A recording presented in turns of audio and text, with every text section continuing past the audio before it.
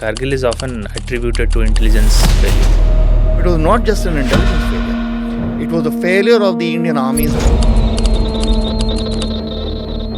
They were telling the troops they're terrorists, but they knew in heart of hearts it is not terrorists, it's a conventional Pakistani army. General Musharraf and his entourage had flown in across the LC and stayed the night undetected. That they're climbing a cliff of 70 degrees, 80 degrees, and the Pakistani is sitting right on top and firing down on them with conventional weapons. And these boys are still going up, falling off the cliff. Doctors कह रहे हैं कि इसका लग रहा है यहाँ से पीछे से गोली आई है. उसने सुना, got up in the bed. He said, sir मेरे पीछे से गोली नहीं लगी, मेरे छाती में से गई है गोली. मैंने अपनी पीठ नहीं दिखाई जब गोलियां चली. स्पेशली जब पंडितों का मैसेकर हो रहा था, ये रियल टाइम में ग्रास्प कर रहे थे जर्नलिस्ट कि क्या हो रहा है. ये देखिए कि कश्मीरी पंडितों का जो एक्सोडस शुरू हो गया 1990 में, मारे कूटे कुछ भागे, उसके बाद मैसेकर शुरू हो. और नॉट ओनली इन कश्मीर, आप जम्मू साइड में देखिए कितने मैसेकर. नॉट ओनली पंडित्स, जो हिंदू मिनॉरिटी थी जम्मू की, डोडा में, रियासी में, पठानकोट में कितने massacre. When a soldier is killed or injured, how is grief handled in such situation? He has to get the wounded out of the way because the other soldiers will see him wounded and it will work on their mind. जब हमारे पर fire पड़ा तो तितर बितर हो गए हम सारे. और मैं वन नागा के सेक्शन स्ट्रेंथ के साथ था, तो हम एक जो घर साथ वाला घर था जहाँ टेरेस बैठा था उसके साथ, उसके हम छत पर चढ़ गए और हमने देखा दूसरे घर में तो टेरेस बिल्कुल हमारे सामने खड़ा हुआ है, उस खिड़की में फायर कर रहा है. Can you imagine for one village you needed so many troops and when you search each house, you have to ransack the house because you don't know where the terrorist is hiding. He can be hiding in a cupboard. He can be hiding under the bed. He can be hiding in the wood which is stored for the winter. There is this court of inquiry, Chandigarh, and a lot of court-martial cases that are very rarely discussed in public. There are some tactical decisions issues and then a lot of accountability issues that we spoke about. What are the outcomes of those cases? He was accused of cowardice and not going in for assault with the two Rajputana rifles by giving the flimsy excuse that he had fallen in the bathroom and damaged his knee. So who does a war correspondent work for? Is it public or is it history?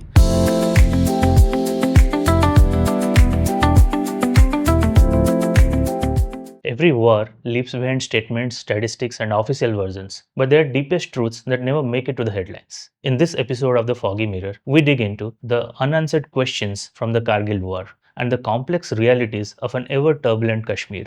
This is a conversation with Vikramjit Singh, India's first line-of-fire war correspondent who was along with the assault troops in Kashmir and Kargil War, who was willing to take the risk of being killed for a first-hand report of combat. Let's get into it. Pleasure to have you on the show, Vikramjit ji. Pleasure and a privilege to be with you, Janmejit. Thank you very much for having me over. Pleasure is all mine. So you did not just report a war, but you literally lived inside it.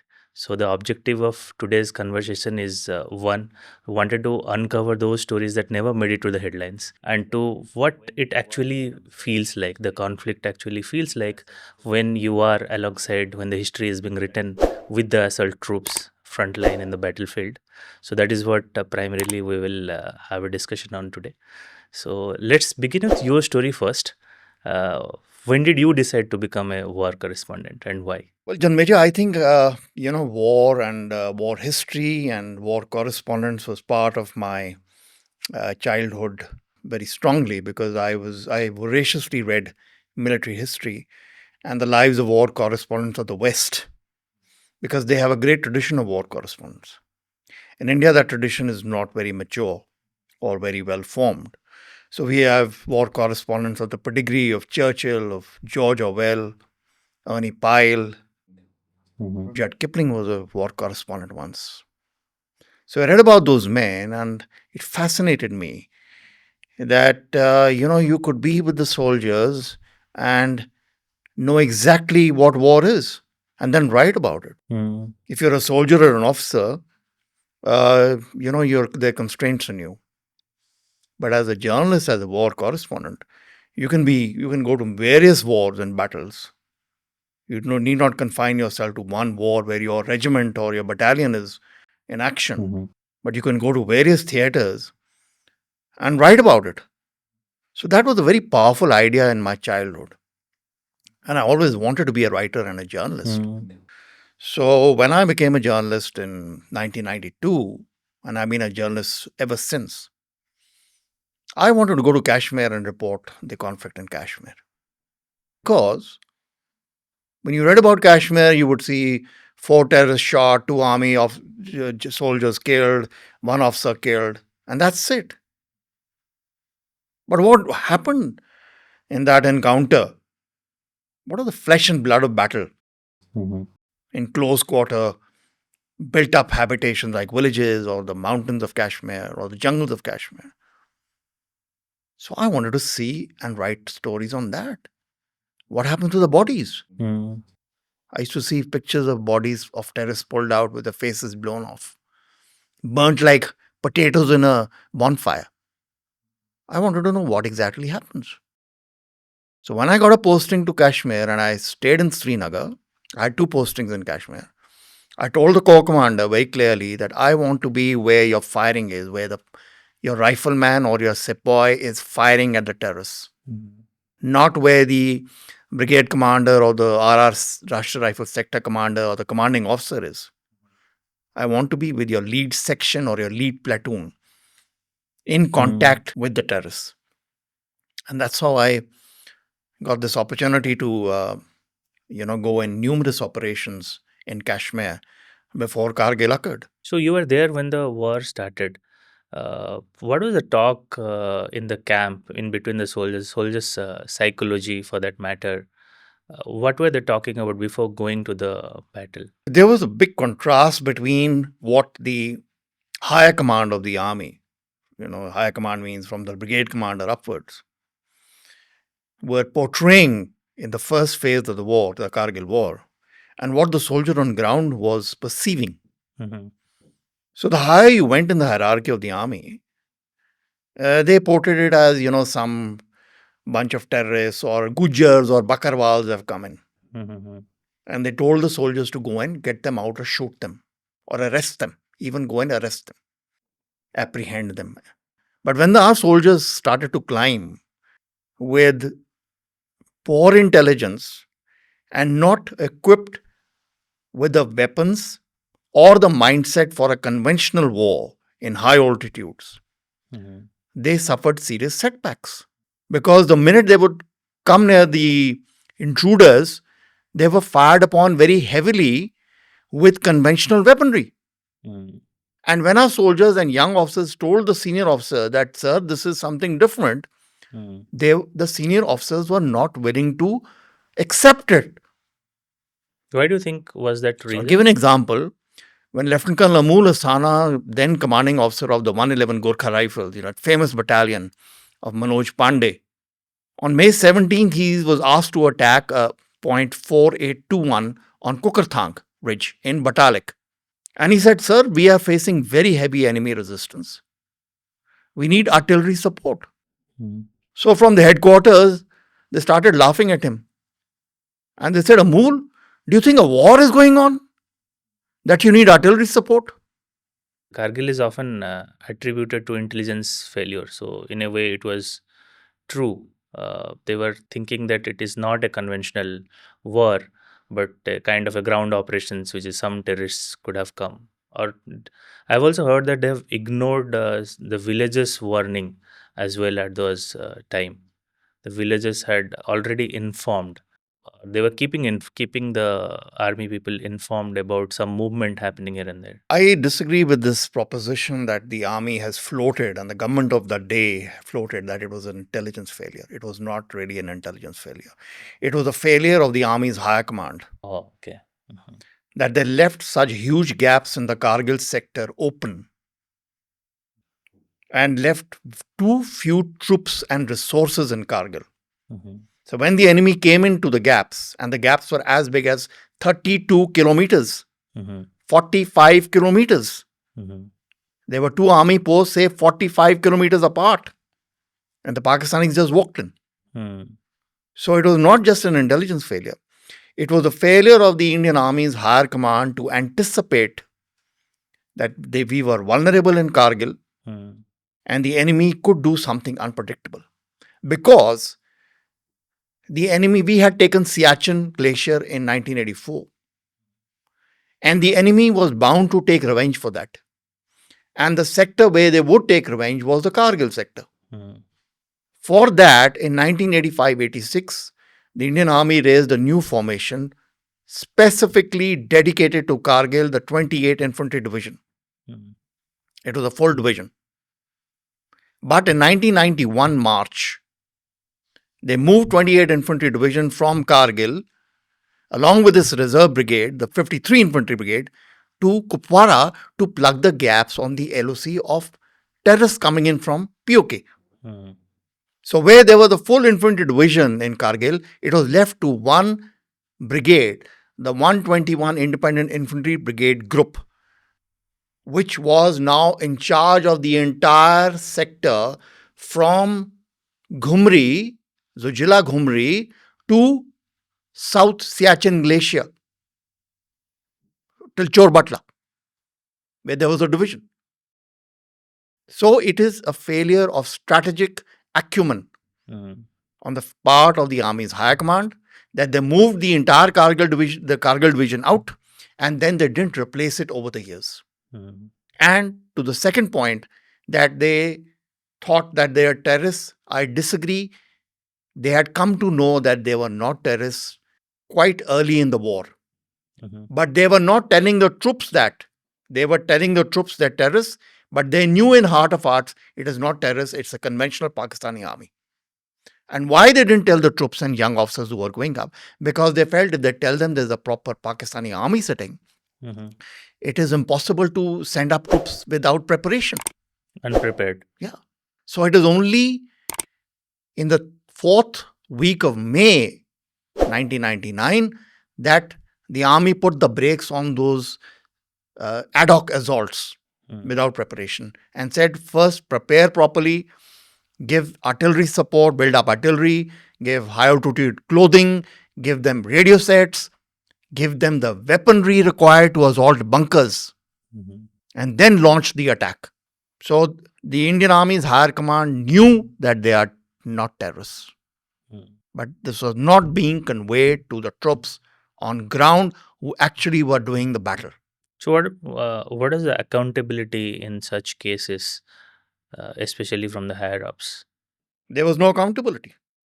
They just sacked a few junior officers, Sacked the junior officers, not major those. level officers. Mhm. What they did was they put the blame on the tactical leadership. Mm. Whereas the higher you go in the hierarchy, they all covered themselves with medals. GOC 3 Infantry Division, Major General Virinder Bhurdwar, was given a PVSM later. Mhm.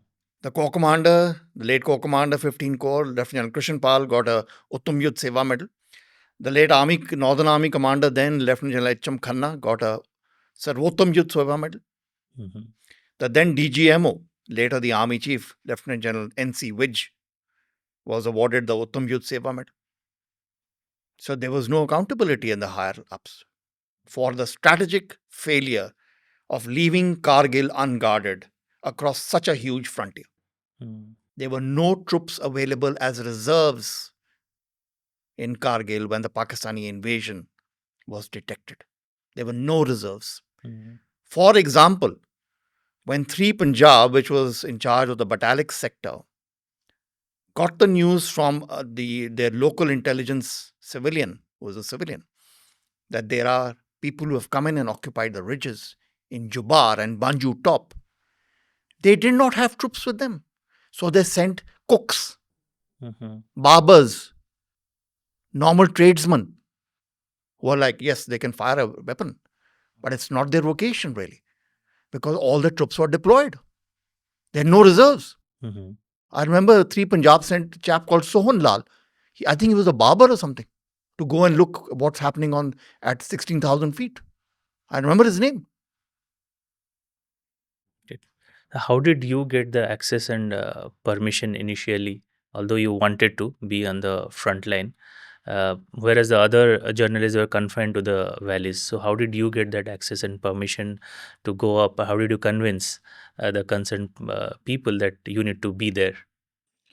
Well, I think there were two factors which worked for me. One was that before Kargil, I had been with the army's regular infantry battalions and the Rashtriya Rifles in counterinsurgency operations Mhm. with the lead section or the lead platoon where the firing is. And I've been with them for 3 days, 2 days, night ambushes, the works. So they knew that he can do it. And secondly, was my very clear idea or my very clear objective Mhm. that in Kargil, I am not going to be with the rest of the media, which was confined to the valleys Mhm. of Dras, of Mashko, and of the Indus, where the army's headquarters, administrative bases, the camps for relief and rehab of the troops, the resting places were there. I wanted to be where the fighting is, like I was in Kashmir.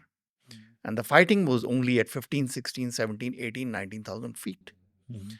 And it took you about anywhere between 9 to 10 hours to 2 days to climb from these valleys of Dras, Indus, and Mashko to get to the Pakistani bunkers where you assault them in hand to hand close quarter combat. Mhm. And fortunately, the corps commander, Lieutenant Krishnpal, because he had seen me, doing these reportage in Kashmir in the CI ops, he got me permission twice to go with the troops into battle. And I stayed a night at 15,700 feet on point 4812 in the Batalik sector during the war. No journalist was got anywhere close to that. Mhm. So these journalists in Kargil were close to the war, as you say, Mhm. but they were not inside the war. Mhm. There's a huge Inside the war, you difference. Yeah. need to be up with the troops at 15,000, 16,000, 17,000 feet, Mhm. where the Pakistani bunkers are, where the Pakistanis can see you coming up and fire, put artillery and mortar fire on you, where there are no bunkers. Mhm. You're out in the open. Whereas if you're in Dras or in Mashko or in the Indus Valley, Batalik and all, there are numerous bunkers built Mhm. by the army. The minute shelling starts, you get into the bunkers. Mhm. The concretized, cemented bunkers. But when you're climbing up, like on a cliff like this, you're totally exposed. So I was fired upon by airburst when I was climbing up the Tololing Nala with the 18 Garhwal rifles. They fired airburst on us, airburst artillery. What is that? So that is an artillery shell which comes over you and bursts in the air and showers shrapnel down. It's not like the artillery shell which comes and hits the ground and explodes. No, it bursts in the air above you and showers you down with shrapnel. So even if you try and hide behind a rock, it'll get you. Mhm. So these two factors were the ones which gave me that unique access to the war. And I filed stories for the Indian Express, for which I was a senior reporter in Srinagar, in the byline point 4812. Mhm. That means story is being filed from 15,700 feet in the war battlefront. Dateline Tololing Nala climb, I'm climbing to 15,000 feet, Mhm. right? All journalists otherwise the bylines were Dras, Mashko, Batalik, which are the valleys. Mhm. But the dateline from 4812 is when you're right there. Then witnessed, I was the first journalist who climbed into the battle zone and witnessed the burial of Pakistani soldiers by our own troops. Mhm. It was very poignant because there were love letters, there were Mhm. letters from their fathers with the Pakistani soldiers, which I read. They were in Urdu. Mhm. And they were zipped up in their own sleeping bags and put into these improvised graves in Indian territory. Mhm. And today, till date, those 244 of 250 bodies of the Pakistanis are still lying in our territory, Mhm. unclaimed by Pakistan. Mhm. Which army in the world disowns its own soldiers? Yes, Pakistan. That's Pakistan. So I think if you want to be a war correspondent in the truest sense of the word term, then you've got to be in the proverbial trenches. Mhm. Like the West covered World War I and World War II, and they died there, the Western war correspondents. Mhm. Even today in Ukraine, Western war correspondents have died because they're right at the front line. Yeah. You can't be in the back, somewhere in the rear, hiding in a bunker. Mhm. And when the soldiers come back, you take notes from them and you write a story. No, that's not being a war correspondent. Yeah. You got to be with the guy and see. When the bullets fly, what happens? When the shells fall, what is the psychological reaction? Do all men go forward or do some hide and retreat and run back? That you'll find only when you go there. Yeah. So who does a war correspondent work for? Is it public or is it history? Or I can understand it's like also validating information, what's truth and what's not. So what exactly is the role of a war correspondent or the sole objective of being a war correspondent? Well, it's a very profound and complex question because a war correspondent can undertake various or serve various objectives depending upon the context. Mhm. So, in a very generic way, we can say that a war correspondent is the eyes and ears of the citizens of the world. His duty is to take that risk and give out the stories from the ground because, and he can apply a degree of objectivity. See, unlike what the army will give you in a press release or a media statement, which is their version, Yeah. or what the generals want you to hear. A war correspondent who is with the fighting soldier, the sepoy, the havaldar, the JCO, the young lieutenant, he will see their story. Mhm. He will write of their challenges. You see? He will not tell you, he need not go by what the general is saying Yeah. or the corps commander is saying. He will tell you what the havaldar is saying. He will tell you what the JCO is saying. He will tell you what the young lieutenant who's got 15 days of service and he's been pushed into war. Mhm. Lieutenant Siddharth Surve, 16 grenadiers, 20 days of service. He was given 25 men without a radio set in the beginning of the war on May 7th, 1999, and told to go and look at these Gujars or Bakarwals have come and arrest them and, get them.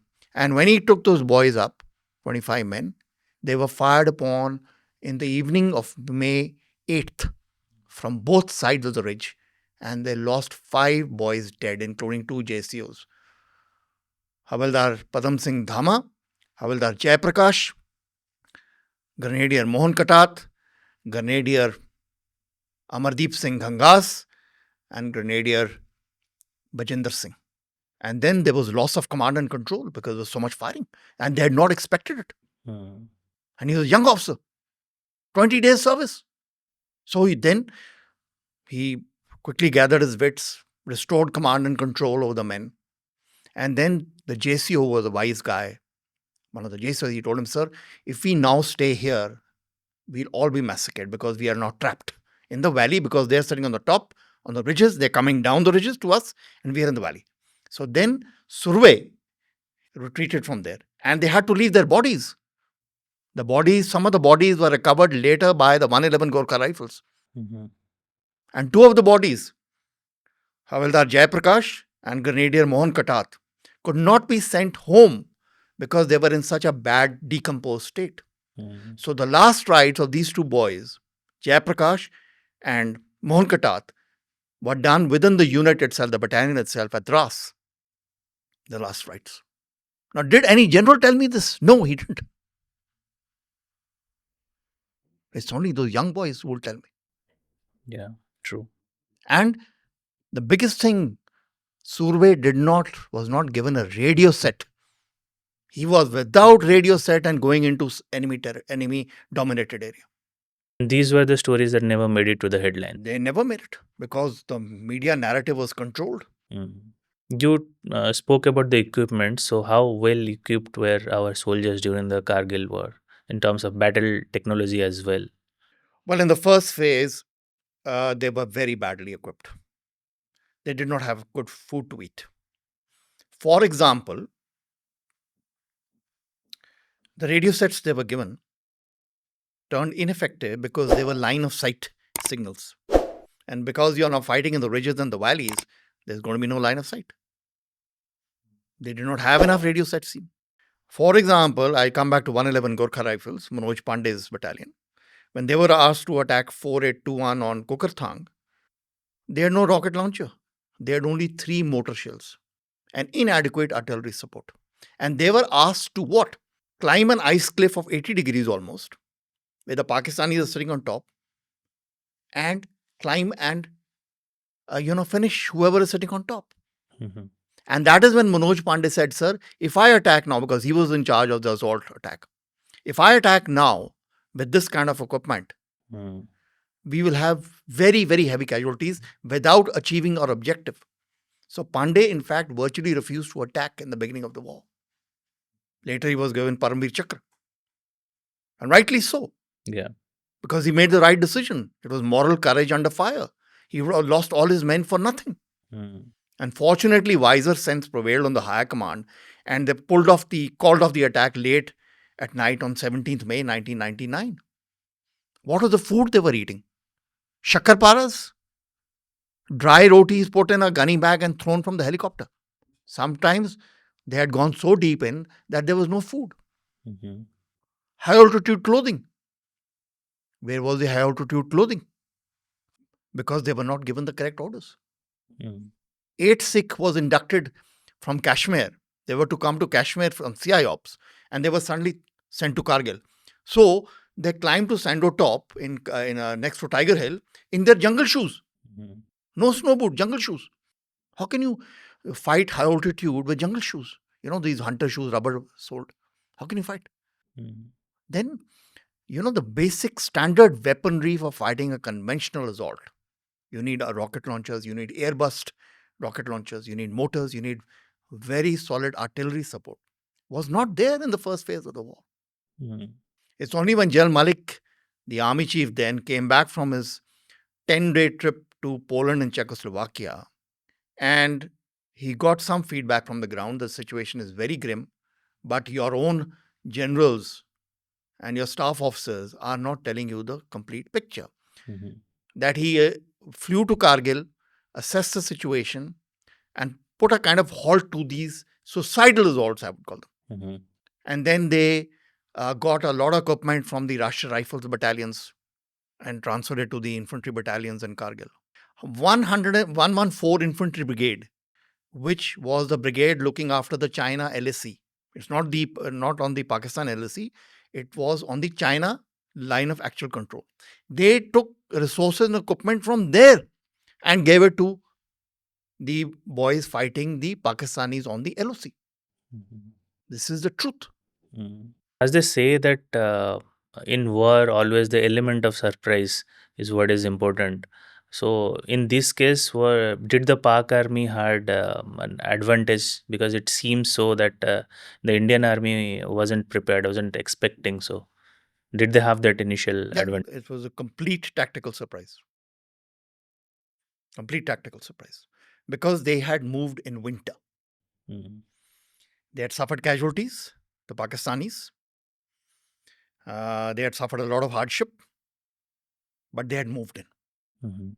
and consolidated their hold. Mm. So when we started discovering them in end April, beginning of May, there are some reports that we discovered them earlier, but we didn't act upon it. But even if we go by the official kind of timeline, we did not know what to do then because they had all by the time consolidated. They had built up their reserves, their supplies, they had built up artillery. They had even got anti aircraft guns on mule pack. Mhm. They had got artillery howitzers on helicopters and moved them into our side of the LOC. Right? Jal Musharraf and his entourage had flown in across the LC and stayed the night undetected in Mashko. Mhm.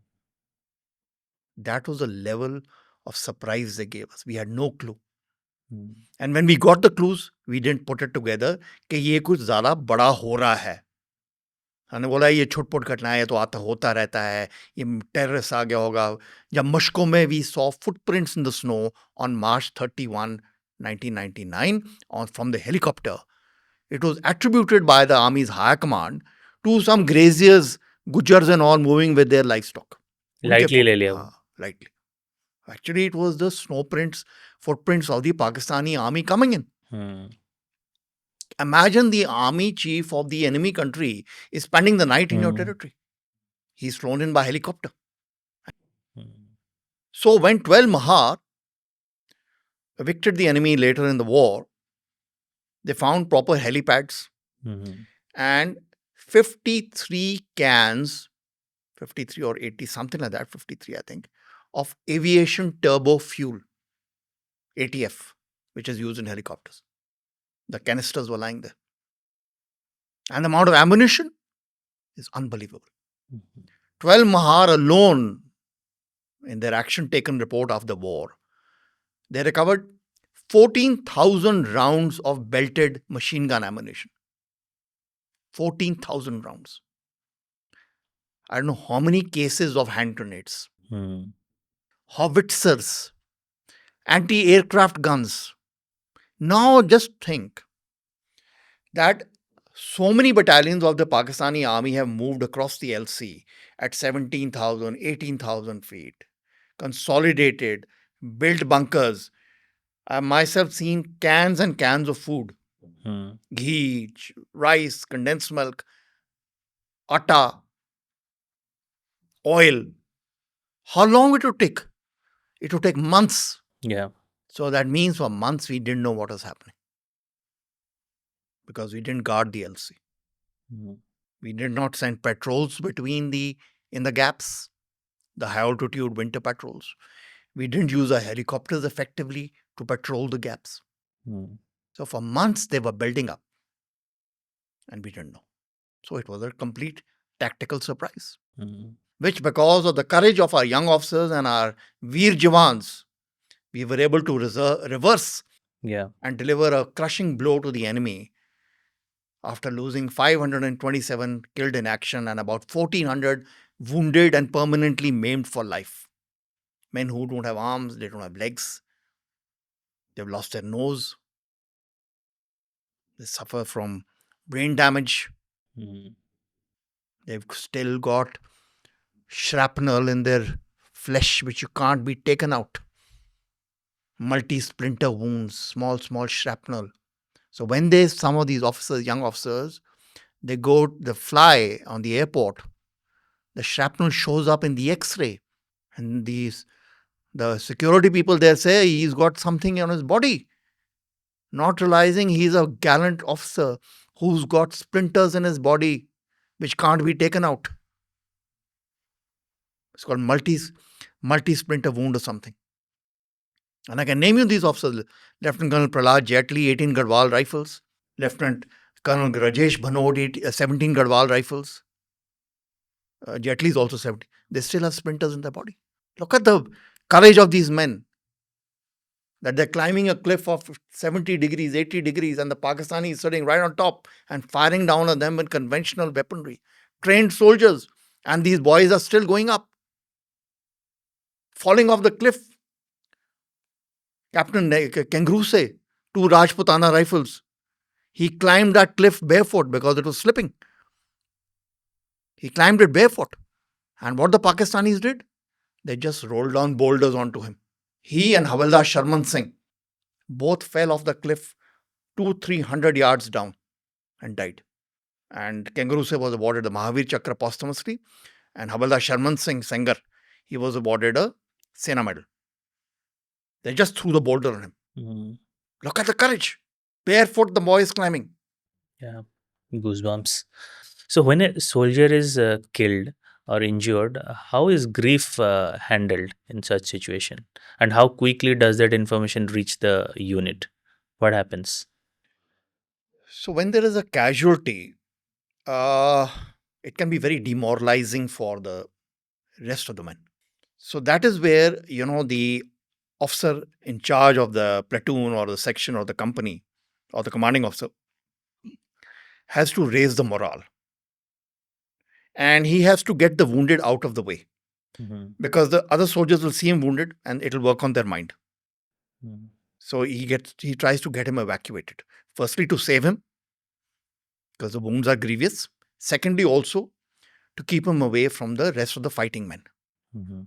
So there, a lot of the training which has been done over the years, the bonding between the men, Yeah. the regimental spirit, the battalion spirit, the kinship, the affiliation, the ethnic affiliations, the caste affiliations, within the battalion, they start to work and support each other.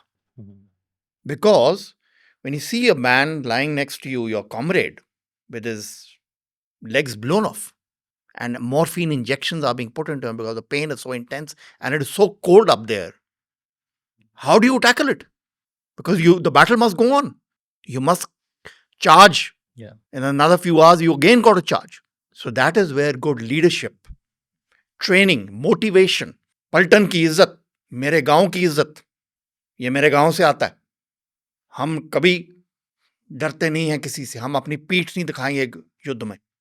गोली लगेगी तो यहां लगेगी. So I will give you an example. 17 Jat was fighting in Mashko, right? One of the boys, one of the Jawans, he got a bullet through his stomach or chest. He was sent down to hospital. Now, when he is lying on the hospital bed in the field hospital, उसको आके बेहोश सा था, Semicon. उसने सुना doctors कह रहे हैं कि इसका लग रहा है यहाँ से पीछे से गोली आई है. Can you imagine that boy got up in the bed almost? He said, sir मेरे पीछे से गोली नहीं लगी, मेरे छाती में से गई है गोली. मैंने अपनी पीठ नहीं दिखाई जब गोलियां चली थी. ये है. This is the spirit of the soldier. के एक बाप ने लिखा, उसकी चिट्ठी पढ़ी है मैंने. उसने लिखा कि बेटा कारगिल में, कि जब युद्ध चलेगा और गोलियां चलेंगी, अगर तुझे गोली लगी तो सीधी छाती में लगनी चाहिए, पीठ में नहीं लगनी चाहिए तुझे गोली. I don't want you to see you with a bullet in your back. This is a father writing to his son. There is a lady, देहाती लेडी है, उसका हस्बैंड था बलराम. बलराम रॉकेट लॉन्चर चलाता था. बलराम को 10 साल शादी हो गई थी उनकी. बलराम को उसकी बीवी ने, घरवाली ने चिट्ठी लिखी कारगिल युद्ध के दौरान और कहा कि आप मुझे युद्ध में बुला लो. मैं रॉकेट लॉन्चर तो नहीं चला सकूंगी जब आप अटैक में जाओगे, लेकिन मैं आपकी मदद करूंगी रॉकेट लॉन्चर के गोले उठाने और उसका जो ट्राइपॉड और जो भी साथ होता है इक्विपमेंट, मैं वो उठा के आपके साथ चलूंगी. तो जब घर में ऐसे लोग हैं जो ऐसी चिट्ठियां लिखते हैं और ऐसा उनको मोटिवेट करता है, तो हमारे जवान पीछे कैसे हट सकेंगे? ये उदाहरण है. मेरे किताब में भी जो मैंने लिखा उसमें भी मैंने 2-3 ऐसे ये दिए हैं. हमारी वीर नारियां, हमारी जो विडोज रह गई हैं, उनकी कितनी उन्होंने कैरेक्टर के साथ फेस किया. हमारे जो लद्दाख के पोर्टर थे सिविलियन, जिन्होंने वॉलंटियर करके आए कि हम फौज की एम्युनिशन, खाना, इक्विपमेंट 18,000 फुट उठा के अपनी पीठ पर लेके जाएंगे, 50-50 किलो उठा के. अगर वो ना होते तो हमारे को युद्ध फाइट करना बहुत मुश्किल हो गया था, क्योंकि हमारी बटालियन की मेन स्ट्रेंथ पोर्टर में लग गई. तो कितने लोग सोल्जर रह गए लड़ने के लिए, क्योंकि दूसरे सोल्जर्स रह गए उनका इक्विपमेंट उठाने, एम्युनिशन उठाने. तो बैटल की इफेक्टिव स्ट्रेंथ जो थी, फाइटिंग स्ट्रेंथ, वो बहुत घट हो गई. तब हमारे लद्दाखी पोर्टर आए, कारगिल के पोर्टर आए. वो अपने खच्चर लेके आए और उन्होंने हमारे सोल्जर्स को साथ दिया. युद्ध के दौरान बटालियन में कर्नल ललित राय, कमांडिंग ऑफिसर 111 गोरखा राइफल्स, वीर चक्र अवॉर्डी हैं, जब वो खालूबार के अटैक में जा रहे थे और बिल्डअप हो रहा था. खालूबार अटैक वो था जिसमें मनोज पांडे को परमवीर चक्र मिला था 2 और 3 रात जुलाई 1999 की लड़ाई में. तो जब वो जा रहे हैं तो उन्होंने देखा कि एक लड़का जैकेट ऐसे रखी हुई है और वो पत्थर की साया में लेटा हुआ, और वो लोकल लद्दाखी लड़का था. तो कर्नल राय ने उनसे पूछा कि आपको बेटा क्या हो गया, आप तो पोर्टर का काम करते हैं, आप लेटे हुए हैं. तो उसने अपनी जैकेट ऐसे उठाई और उसके पेट में से गोली मारी हुई थी पाकिस्तानियों ने.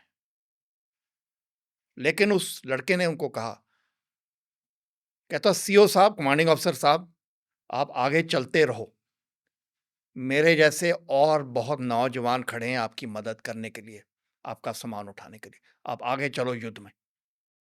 और कर्नल ललित राय कहते हैं, मुझे आज तक नहीं पता कि वो लड़का बच गया, उसको ट्रीटमेंट टाइमली मिल गया कि नहीं, क्योंकि वो हॉस्पिटल से बहुत दूर था. युद्ध की बटालियन में बहुत दूर फाइटिंग हो रही थी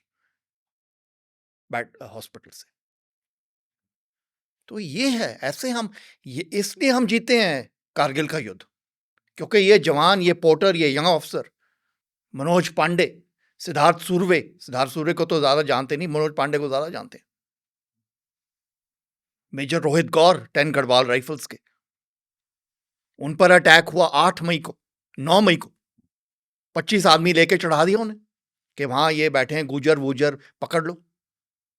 और इतना फायर आया कि मेजर रोहित गौर की 5 कैजुअल्टी होगी 9 मई को। कौन थे वो, कोई जानता हो रहे? नायक धर्म सिंह नेगी, नायक सूरभ सिंह, राइफलमैन बलबीर सिंह, राइफलमैन दिलवर सिंह, राइफलमैन ब्रजिंदर सिंह। कोई नहीं जानता है। और धर्म सिंह नेगी जो नायक थे 10 गढ़वाल राइफल्स के, वो एक्चुअली उस बैटल में नहीं जाना था उन्होंने, वो इंटेलिजेंस यूनिट के लड़के थे नायक 10 गढ़वाल राइफल्स के। तो जब मेजर रोहित गौर की पार्टी तैयार हो रही थी जाने के लिए, तो जो कमांडिंग ऑफिसर थे 10 गढ़वाल राइफल्स के, कर्नल वीरेंद्र सिंह डडवाल, तो उन्होंने कहा धर्म तुम भी जाओ इनके साथ, तुम इंटेलिजेंस के लड़के हो, आप you also go with them. तो धर्म सिंह नेगी उनके साथ चल पड़ा और वहां धर्म सिंह नेगी का एम्बुश हो गया। और इतना बुरा हाल था कि उनकी बॉडीज नहीं रिकवर हो रही थी,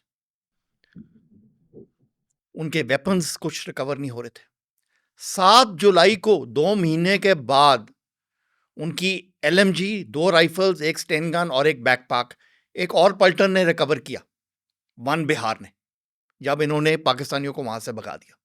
अब देखो इतनी ज्यादा कैजुअल्टीज हो रही हैं और हमारे को क्या बताया जा रहा है कि कुछ नहीं हुआ, कुछ नहीं हो रहा, वहां तो ऐसी छुटपुट घटनाएं हो रही हैं। आप किताबें सारी देख लीजिए, most of the generals have written books. General Malik ने लिखी है, लेफ्टिनेंट जनरल NC विज ने लिखी है, मेजर जनरल वीरेंद्र भोदवार ने लिखी है, कारगिल रिव्यू कमेटी देख लीजिए। उनमें सारे जो ये किताबें हैं, या तो एक दूसरे को कॉन्ट्रडिक्ट कर रही हैं, या ये चीज छुपाई हुई है उन्होंने। जनरल मलिक साहब क्या कहते हैं? जनरल मलिक साहब कहते हैं कि जब मैं पोलैंड और चेकोस्लोवाकिया में बैठा था, तो मुझे बताया गया कि बटालिक में एक ऐसा इंसिडेंट हुआ है और मुझे ये बताया गया कि ये तो होता रहता है वहां, तो आपको फिक्र करने की कोई जरूरत नहीं। उन्होंने फेस वैल्यू पे वो ले लिया। कैप्टन सौरभ कालिया 4 जाट के, जिनका एम्बुश हुआ 14 मई को, आज हमारे देश को यह कहा जा रहा है कि कैप्टन सौरभ कालिया पहली कैजुअल्टी थे कारगिल के। यह बिल्कुल झूठ है। अभी आपको मैंने बताया 10 गढ़वाल राइफल्स की 5 कैजुअल्टीज, उससे पहले बताया मैंने 16 ग्रेनेडियर की 5 कैजुअल्टीज, उससे भी पहले 12 जाट की तुर्तक में लैंस नायक खड़क सिंह की कैजुअल्टी हुई, वो भी पाकिस्तानी ने एम्बुश किया। ठीक है। 3 पंजाब का 7 मई को एम्बुश हुआ। अब देखिए इतने इंसिडेंट्स हो रहे हैं, और ये हमें जो जर्नैल हैं, कारगिल रिव्यू कमेटी रिपोर्ट है, इनकी किताबें पढ़िए आप, मेरे भरोसे पर ना जाइए, इन्होंने सबने किताबें लिखी हैं, देखिए उन किताबों में क्या लिखा है। ये सबका कोई मेंशन ही नहीं है। कोई मेंशन नहीं, क्योंकि ये चीज छुपा रहे थे। और जो नई बटालियंस आ रही थी, जैसे 10 पैरा कमांडोज, 1 बिहार, उनको ये नहीं बताया जा रहा था कि इतने एम्बुशेस ऑलरेडी हो चुके हैं। आप बात करिए 10 पैरा SF के 10 commanding officer colonel RS Bhadauria, उनको कब बताया नहीं कि 4 एम्बुश तो ऑलरेडी हो गए जब वो अपने कमांडोज लेके आए, कुपवारा से एयरलिफ्ट किया था उन्हें। Colonel OP Yadav, commanding officer 1 Bihar, जब उनको 19 मई 1999 में brigade commander 70 brigadier Devinder Singh ने ब्रीफिंग दी, उनको ये नहीं बताया गया कि 4-5 एम्बुशेस पहले ही हो गए हैं। आपका सबसे प्राउडेस्ट मोमेंट कौन सा था when जब आप फ्रंट लाइन पे थे? मेरा प्राउडेस्ट मोमेंट तो यही है कि मुझे एक मौका मिला कि मैं अपने वीर जवान और हमारे यंग ऑफिसर के साथ कंधा मिला के मैं आगे जा सका। अगर उनको गोली लगनी थी तो मुझे भी लगनी थी।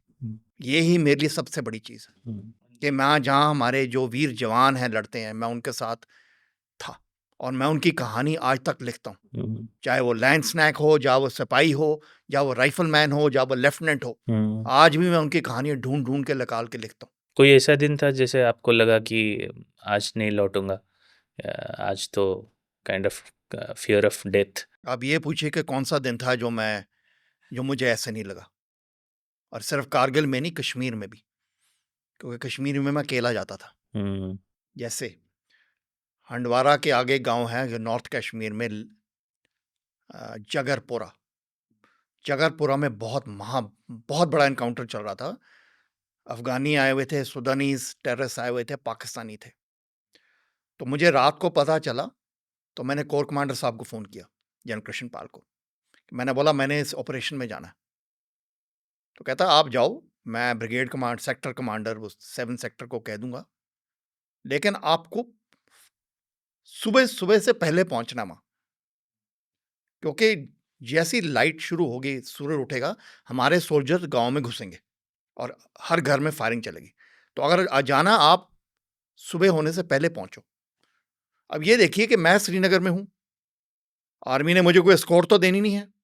तो रात को मैं सवा 2 बजे श्रीनगर से अपनी मेरे पास मारुति 800 होती थी गाड़ी, उसमें मैं श्रीनगर से जगरपुरा के लिए चल पड़ा। 2.5 घंटे की जर्नी थी और रात को कोई नहीं था। टेररिस्ट घूमते थे रात को सिर्फ, आर्मी भी अपने अपने लोकेशन में बैठ जाती थी और ये भी खतरा था कि आर्मी मेरे पर फायर कर दे, क्योंकि रात को तो कोई था ही चलता ही नहीं था। चलो पहुंच गया मैं जगरपुरा। जब मैं जगरपुरा गांव में घुसा हूं तो पूरी आग लगी हुई थी वहां, कोई बंदा नहीं वहां। और जब मैं गाड़ी से उतरा तो मैंने देखा कि पूरे वो जो गलियों में उसमें एमुनिशन के वो जो खोखे पड़े हुए हैं और आग लगी हुई है। मुझे कोई आर्मी वाला भी नहीं दिख रहा वहां। तो मैं वहां से विड्रॉ कर गया, क्योंकि मुझे पता था पंसगाम एक गांव है उससे 12-13 किलोमीटर दूर, वहां एक और ऑपरेशन चल रहा है 19 RR का। तो मैंने बोला वहां चलता हूं, वहां मुझे आर्मी मिल जाएगी। शाम को मुझे पता लगा कि जगरपुरा में 4 टेररिस्ट अभी बैठे हुए थे। 12 मार दिए थे, 4 अभी भी बैठे हुए थे, क्योंकि उस ऑपरेशन में 16 टेररिस्ट मारे थे और वो उसी गांव में बैठे हुए थे और आर्मी अभी तक अंदर आने को शुरू नहीं किया था। 4 और मारे उस दिन। तो ये एक बारी ऑपरेशन था सफापुरा में, जहां कश्मीरी पंडितों के हत्या में। हाँ, तो मेरे पास तो उस टाइम कार भी नहीं थी। आर्मी ने कहा अगर आप जाना चाहते हो तो वहां पहुंच जाओ।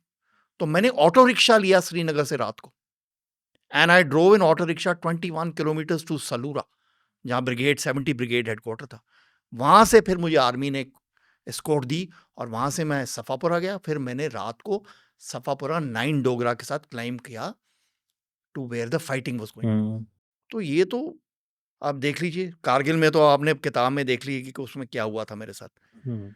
शेलिंग, क्लिफ जो ढलान इतनी ज़्यादा थी कि एक पैर वहाँ रख सकता था मैं।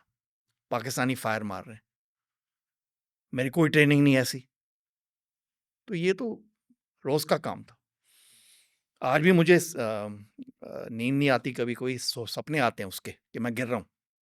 जब एक स्पेशली जब पंडितों का हो रहा था मैसेकर, तो ये रियल टाइम में ग्रास्प कर रहे थे जर्नलिस्ट कि क्या हो रहा है? उनको समझ में आ रहा था कि व्हाट वाज़ गोइंग ऑन, या फिर दे वर जस्ट अनअवेयर कि what is going on, and there was no outrage also, international outrage, और लैक ऑफ एविडेंस भी बोलते हैं, lack of footages when this was happening. So how do you analyse? नहीं, actually Kashmir में ये problem पड़ी है कि कश्मीर की जो भी घटनाएँ हुई हैं ना, उनको कन्फ्यूजन बहुत डाली गई है, डिलिबरेटली ऑल्सो। और क्योंकि दूसरी पावर्स जो दुनिया की हैं, वो उनका वेस्टेड इंटरेस्ट था कि ये लड़ रहे हैं पाकिस्तान, इंडिया, इसमें फ़ायदा उठाओ अपना, तो वो भी इसको कन्फ्यूजन करते थे। तो ये देखिए कि कश्मीरी पंडितों का जो एक्सोडस शुरू हो गया 1990 में, मारे, कूटे, कुछ भागे, उसके बाद मैसेकर शुरू हो गया। और नॉट ओनली इन कश्मीर, आप जम्मू साइड में देखिए कितने मैसेकर हुए। नॉट ओनली पंडित्स, जो हिंदू माइनॉरिटी थी जम्मू की, डोडा में, रियासी में, परानकोट में कितने मैसेकेज हुए। कश्मीर में पंडितों का वंधामा, जो ऑपरेशन में मैं गया था, सफापुरा वाला, नडीमर्ग में मैसेकर हुए कश्मीरी पंडितों के। तो ये चीज तो बड़ी क्लियर थी, लेकिन इसको मीडिया कवरेज ने, पॉलिटिकल पार्टीज ने एक कंफ्यूजन डाल दी इसमें। क्यों? इसका सबसे बड़ा राज क्या है कि जब कश्मीरी पंडित कश्मीर में से बाहर निकले तो उनकी जो प्रॉपर्टीज थी, उनके ऑर्चर्ड जो थे, उनकी जो नौकरियां थी, वो वैक्यूम क्रिएट हो गया। हुँ। तो वो जो वहां के लोग थे, उन्होंने कब्जा कर लिया, एक वेस्टेड इंटरेस्ट बन गया। हम्म, अब जाके सरकार ने काफ़ी एक्शन लिया है कि उनकी प्रॉपर्टीज़ वापस ली हैं और उन पर सेल पर रोका है, काफ़ी मेजर्स लिए हैं, बट कश्मीरी पंडित आज भी वापस जाने को तैयार नहीं है, क्योंकि आज भी कश्मीरी पंडित कोई बैठा उसको जाके चुपचाप गोली मार देते हैं। वो बिंद्रू था, मिस्टर बिंद्रू, केमिस्ट शॉप थी उनकी, आई थिंक साउथ कश्मीर में। वो दुकान पर बैठे हैं, ये 2-3 साल पुरानी बात है, दुकान पर बैठे जाके गोली मार दी। आज भी हमने कश्मीरी पंडितों को कश्मीर में रिहैबिलिटेट नहीं कर पाए हम। ये सोचो 35 साल 36 साल हो गए हैं कश्मीर कॉन्फ्लिक्ट के। This is a fact. After 36 years we have not been able to rehabilitate the Kashmiri Pandits.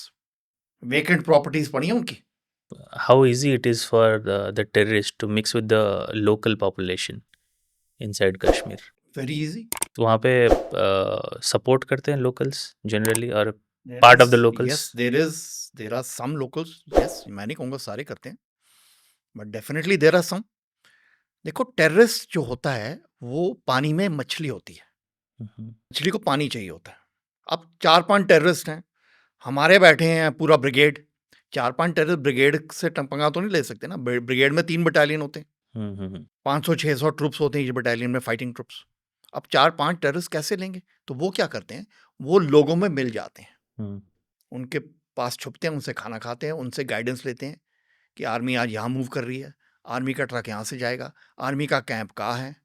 उन इंफॉर्मेशन, सपोर्ट, खाना पीना, हाइड आउट जो घरों में बने होते हैं, या ऑर्चर्ड्स में, या जंगलों में, जहाँ कुछ लोग उनको जाके खाना देते हैं, उस सपोर्ट के साथ फिर वो आर्मी पर हमला करते हैं, क्योंकि उनको आर्मी की सब मूवमेंट पता है।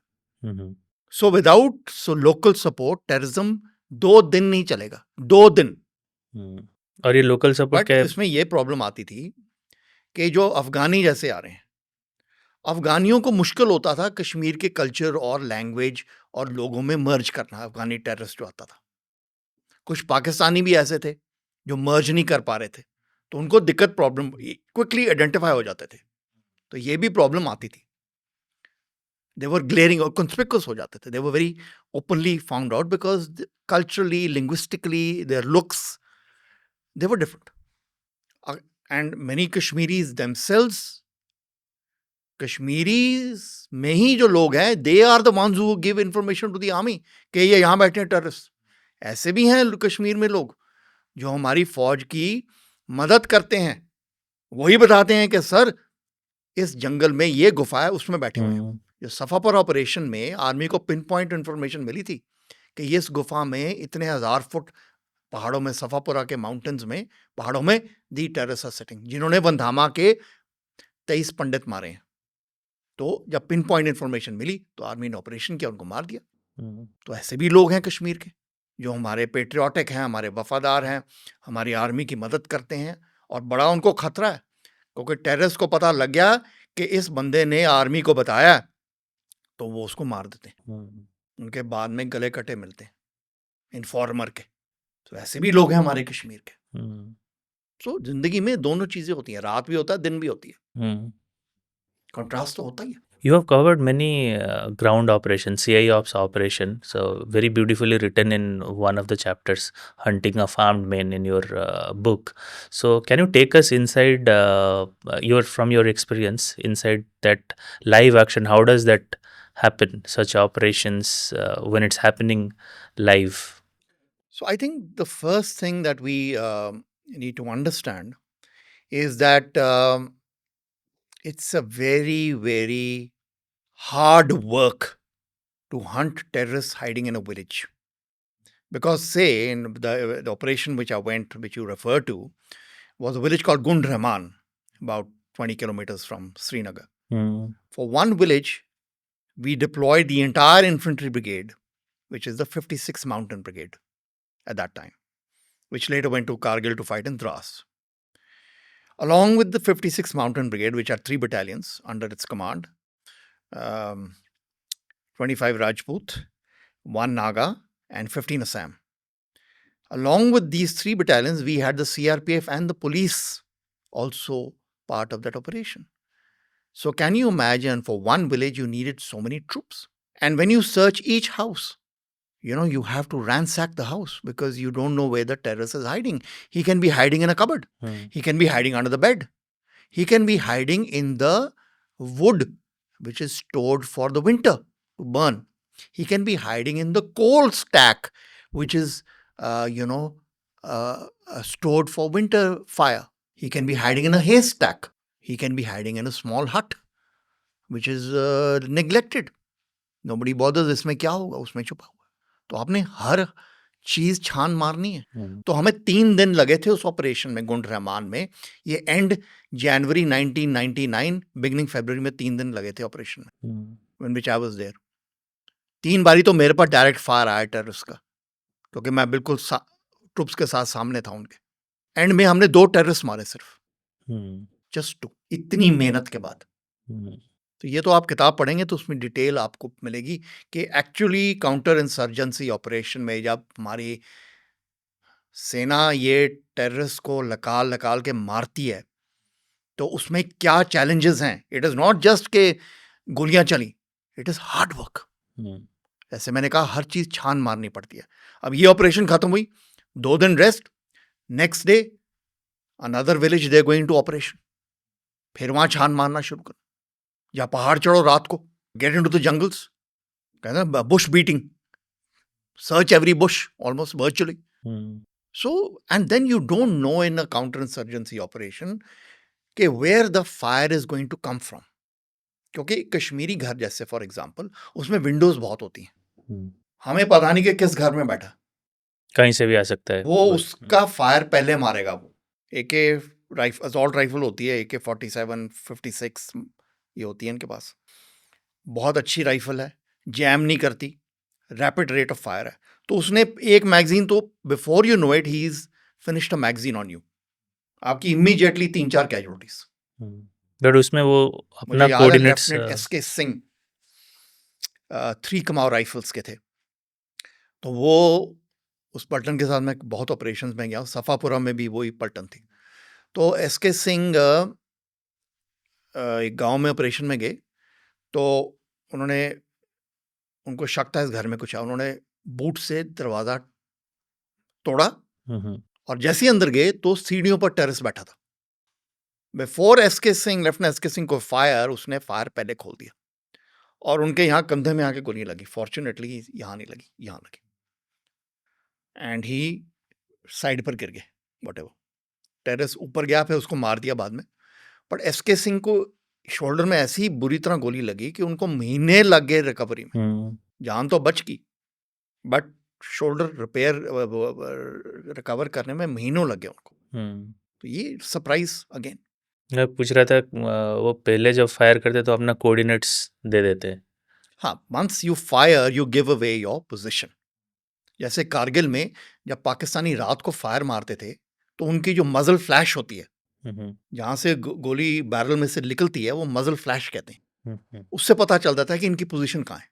लेकिन पाकिस्तानीज ने वो एंटिसिपेट किया था कारगिल में। अच्छा। काफियों के पास मजल फ्लैश सबड्यूअर थे कि पता नहीं लगता था कि मजल फ्लैश आती नहीं थी। ये भी इन्होंने टेक्निक करी थी। काफियों के तो मजल फ्लैश पता लग रहे थे, जो मशीन गन चलाते थे, जो राइफल के मजल फ्लैश आ रहा है, यहाँ बैठे बंकर इसका। क्योंकि रात को आपको पता नहीं ना कहाँ आप चढ़ रहे हो, 17,000 फुट, 18,000 फुट, आप कभी नहीं चढ़े उस एरिया में, आप चढ़ रहे हो, तो आपको कैसे पता लगेगा कि पाकिस्तानी का बंकर कहाँ है? तो वो मजल फ्लैश से। तो टेररिस्ट काउंटर इंसर्जेंसी ऑपरेशन में भी जब टेररिस्ट फायर खोलता था, ओनली देन यू रियलाइज्ड कि he is sitting in this house. ये गुंडरमान ऑपरेशन में जब हमारे पर फायर पड़ा तो तितर बितर हो गए हम सारे पहले फायर में। और मैं वन नागा के सेक्शन स्ट्रेंथ के साथ था, तो हम एक जो घर, 7 वाला घर था जहाँ टेररिस्ट बैठा था, उसके साथ, उसके हम छत पर चढ़ गए। जब हम छत पर चढ़े हैं तो हमने, जैसे सांप होता है ऐसे ऐसे करके हम छत पर ऐसे गए, और हमने देखा दूसरे घर में तो टेररिस्ट बिल्कुल हमारे सामने खड़ा हुआ, उस खिड़की में फायर कर रहा है, सामने बिल्कुल दीवार के। और फिर हमने फायर किया उस पर, उसने वापस फायर किया और फिर भाग गया वहां से।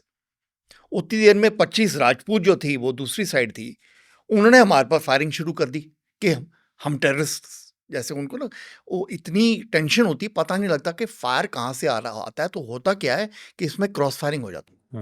पलटन दूसरी पलटन पर भी फायर कर सकता है, जैसे हमारे पर हुआ। फिर हमें बड़ी जोर की वहाँ चीखना पड़ा कि ओ राजपूतो हम हैं, नागावले, हमारे पर फायर ना खोलो। ये मैंने अपने आप एक्सपीरियंस किया। तो टेररिस्ट तो बाद में गोली लगनी थी, पहले तो अपने बंदे से ठुक जाते हैं। और ये हुई हैं ऐसी कैजुअलिटीज, और ये रिवील नहीं होती बाद में। ये नहीं हम कहा जाता कि वो अपनी फ्रेंडली फायर में हमारा सोल्जर मर गया या ऑफिसर मर गया। वो तो हम कहते हैं कि वो टेररिस्ट फायर में गया, क्योंकि वो बेनिफिट्स एंड ऑल का चक्कर चल रहा था। पर ये होता है क्योंकि इतना स्ट्रेस होता है, इतना स्ट्रेस होता है जब फायरिंग शुरू होती है कि उसमें फिर कुछ भी होता है, सब बंदा अपने घोड़ा दबा देता है। और ये नहीं होता कि जी जैसे आपने फिल्मों में देखा कि जब फायरिंग शुरू होती है तो सारे खड़े हो गए जी छाती खोल के। नहीं, सब पहले कवर लेते हैं, सब तितर बितर होते हैं, फिर सोचते हैं, कंसोलिडेट करते हैं कहाँ से फायर आ रहा है, फिर रीग्रुप करते हैं। पहला जब फायर चलता है तो एकदम इधर हो जाते हैं, which is the right thing to do. Because पहले फायर में आप एक्सपोज्ड हो, आप वल्नरेबल हो, दुश्मन वल्नरेबल नहीं है, वो स्ट्रांग पोजीशन में, आप ओपन में हो। तो ये होता है। काउंटर इंसर्जेंसी ऑपरेशंस के बारे में जनरली पब्लिक को पता नहीं है, उसे मूवीज़ में ही देखते हैं कि चलो हो गया 2 घंटे में हो गया, but it's actually take days to search and then that entire operation to carry out such a bloody entire operation. तो that is something that people don't know. और एक बहुत ही बेसिक क्वेश्चन था मेरा, बैटल के दौरान नींद कैसे आती है सोल्जर्स को? आती है क्योंकि इतना अनसर्टनिटी है, और खाते क्या हैं ड्यूरिंग लंच डिनर, क्या मुश्किलें होती हैं? कि इसमें वेरिएशन बहुत होगी, क्योंकि इतनी पलटनें फाइट कर रही हैं, डिपेंड करता है वो कहाँ लोकेशन है उनकी। तो जब युद्ध चल रहा होता है, जब हम बिल्कुल बैटल में हैं, तब तो नींद बहुत घट है, स्ट्रेस बहुत होता है। और मैं बताऊं कि स्ट्रेस, और क्योंकि जैसे कारगिल में हमारी जो सोल्जर्स बिल्कुल पाकिस्तानी बंकर से 200 मीटर दूर थे, but they could not go from, जो 200 मीटर का गैप रह गया था पाकिस्तानी बंकर से तोलोलिंग पर फॉर एग्जांपल, वो वहां क्रॉस नहीं कर सकते थे, किलिंग फील्ड था। तो वो वहीं कंसोलिडेट करके बैठे हुए थे। अब इतने हफ्तों से वहां बैठे हुए हैं, अब वहां इतनी बो उठती थी, क्योंकि इतने सारे सोल्जर्स इतने दिन वहीं उन्होंने पेशाब करना है, लैट्रिन जाना है, ठीक है, नहाए नहीं धोए नहीं, 2-2 महीने नहाए नहीं। तो वहाँ बो उठती थी बड़ी। खाने के लिए क्या ठंडा खाना आता था शुरू शुरू में, बाद में सप्लाई बेटर हुई, जब लोकल पोर्टर आए, आर्मी ने सप्लाई ज़्यादा आने शुरू करी, प्रॉपर ऑर्गेनाइजेशन हुई, सप्लाई लाइन बनाई, सप्लाई चेन जिसे कहते हैं, तो बेटर हो गया हमारा खाना, चाय भी आने लगी, गरम खाना, अचार भी आने लग गया second third phase of the war में। उससे पहले तो आप जैसे कोई कंडेंस मिल्क का टिन है, कंडेंस मिल्क पी लिया, उसमें से ख़त्म हो गया, मिल्क पाउडर का टिन है, उसमें ही आपने पानी बर्फ़ लेके पानी मेल्ट कर लेना, बर्फ़ मेल्ट होगी, गर्म पानी हो गया, उसमें ही आपने चपाती ऊपर रख के, जो सूखी चपाती आई है उसको गर्म कर लेना, ठीक है। थोड़ी सी दाल आई, वही गर्म पानी के ऊपर थोड़ी आग लगा के गर्म करके खा जानी, या शक्कर पारे आ गए वो खा लेने, पूड़ी आ गई, सूखी पूड़ियाँ, मैंने आप खाई है सूखी पूड़ी और आलू, जब मैं 18 गढ़वाल राइफल के साथ तोलोलिंग चढ़ रहा था। तो ये था। पर उसमें फिर हमारे जवानों की जो ट्रेनिंग है, हमारे जवानों का जो स्टैमिना है, जो इज्जत है अपनी पलटन में, जो मोटिवेशन है, जो कि हमने जो हमारे को टास्क दिया है, ऑर्डर दिए, हम पूरे करेंगे, हम इस दुश्मन को यहाँ से भगा के छोड़ेंगे। तो उस जब वो इतना जोश आ जाता है, इतनी सेंस ऑफ ड्यूटी है, फिर इतनी जो हमारी मुश्किलें हैं जो मैं अभी डिस्क्राइब की हैं, फिर वो छोटी लगती हैं, क्योंकि सब साथ है ना। ये नहीं कि मेरे साथ सिर्फ हो रहा है, मेरे साथियों के साथ भी ये हो रहा है। जो मेरा कमांडिंग ऑफिसर है वो भी वही खा रहा है जो मैं खा रहा हूँ, जो मेरा कंपनी कमांडर है वो भी मेरे साथ बैठा है, वो मेजर लेवल ऑफिसर है, जो यंग कैप्टन है, लेफ्टिनेंट है, प्लेटून कमांडर है, वो भी हालात वही फेस कर रहा है। अब लैट्रिन करना बड़ा मुश्किल हो गया था, क्योंकि एनिमी फायर करता था। तो बड़ा इंटरेस्टिंग है, मैंने अपनी किताब में भी जिक्र किया है, कैप्टन सतीश कुमार, लेफ्टिनेंट घुमन, 15 फील्ड रेजिमेंट आर्टिलरी के, बटालिक में वो सुबह गए लैट्रिन करने, पाकिस्तानी स्नाइपर उतरा ऊपर से और वो उनकी वेट कर रहा था। तो जैसे ही वे बैठे पत्थरों के बीच में, तो उसने फायर खोल दिया और कैप्टन सतीश कुमार के बालों में से गई पहली गोली। वो वेट कर, उसमें पता था ये लैट्रिन करने आएंगे। और उल्टा ये हुआ पाकिस्तानियों के साथ। खालूबा रिज पर जो पाकिस्तानी कंसोलिडेट ट्रुप्स बैठे हुए थे, 5 नॉर्दर्न लाइट इन्फेंट्री के, तो वो सुबह जाते थे लैट्रिन करने अपने बंकर से निकल के। तो हमारे ऑफिसर्स ने क्या किया कि जैसे ही वो लैट्रिन करने के लिए बाहर आते थे, हम आर्टिलरी, वो जो हमारे तोपें थी, उनसे गोला गिराना शुरू कर देते थे कि ये लैट्रिन ना कर सके। अगर बंदा नहीं कर सकेगा तो वो प्रेशर के अंडर आएगा, उसकी खोपड़ी खराब होगी, वो दिमाग खराब होगा, क्योंकि उसने अपना किया नहीं। तो it was a psychological battle. तो जैसे ही उन्होंने बाहर निकलना, हमने तोपों से गोले उन पर गिराने लगे थे, बोफर्स फायर मारना। तो वो अपने जहाँ लैट्रिन, क्योंकि लैट्रिन दूर करते थे बंकर से कि बो ना आए, हम उनको जाने नहीं देते थे। Lieutenant colonel Dinesh Naikwade, he was commanding the Ladakh Scouts Karakoram wing during the Kargil war. तो क्योंकि वो लद्दाख स्काउट्स लड़ रहे थे 20,000 फीट, 19,000 फीट, जब वो वहाँ से नीचे आए, थोड़ा सा गनासॉक में पहुंचे, जहाँ टैक हेडक्वार्टर्स ऑफ 17 इन्फेंट्री ब्रिगेड था, तो वहाँ उन्होंने टॉयलेट बनाए हुए थे। टॉयलेट क्या थे? पत्थरों को इकट्ठा किया हुआ, उसके बीच में आप बैठ सकते थे। अब उनकी हालत इतनी खराब थी कि उनको ये लगा ये तो 5 स्टार होटल का टॉयलेट है। तो उन्होंने फिर वहाँ रिक्वेस्ट करके, जो वहाँ के ऑफिसर थे गनासॉक में, जो टैक हेडक्वार्टर के, कि मैं आपका टॉयलेट यूज़ कर सकता हूँ। उनको इतना आराम आया कि मैं आराम से कर सकता हूँ, पत्थरों के बीच में एक बनाया हुआ। तो ये हालात है वॉर के। ग्रेनेडियर, उसका नाम दलीप सिंह, आई थिंक दलीप सिंह, उसके बारे में मैंने उस टाइम वॉर में लिखी थी स्टोरी इंडियन एक्सप्रेस में। 18 ग्रेनेडियर्स का, जो तोलोलिंग और टाइगर हिल वाले अटैक में गए थे, उसको 4 गोलियां लगी 15,000 फुट पर, एक आंख में से, एक जबड़े में से, एक नेक में से, एक बैक में से, 4 गोलियां। And they could not evacuate him because there was so much firing going on. It took him 28 hours to get to the proper hospital after receiving 4 bullets. आज वो अपने पैरों पर खड़े हुए हैं, उनको गवर्नमेंट नौकरी मिली है और वो इतनी हिम्मत से रहते हैं। उनकी आज भी आंख में पानी आता रहता है क्योंकि गोली लगी थी। So I wrote that time, the soldier who took 4 bullets and survived 28 hours to the hospital because you could not evacuate them from 15, 16, 17,000 feet, because the minute you started moving, the enemy would fire upon you. तो आपके जो साथी आपको उठा के लेके जा रहे हैं, वो भी मर जाएंगे।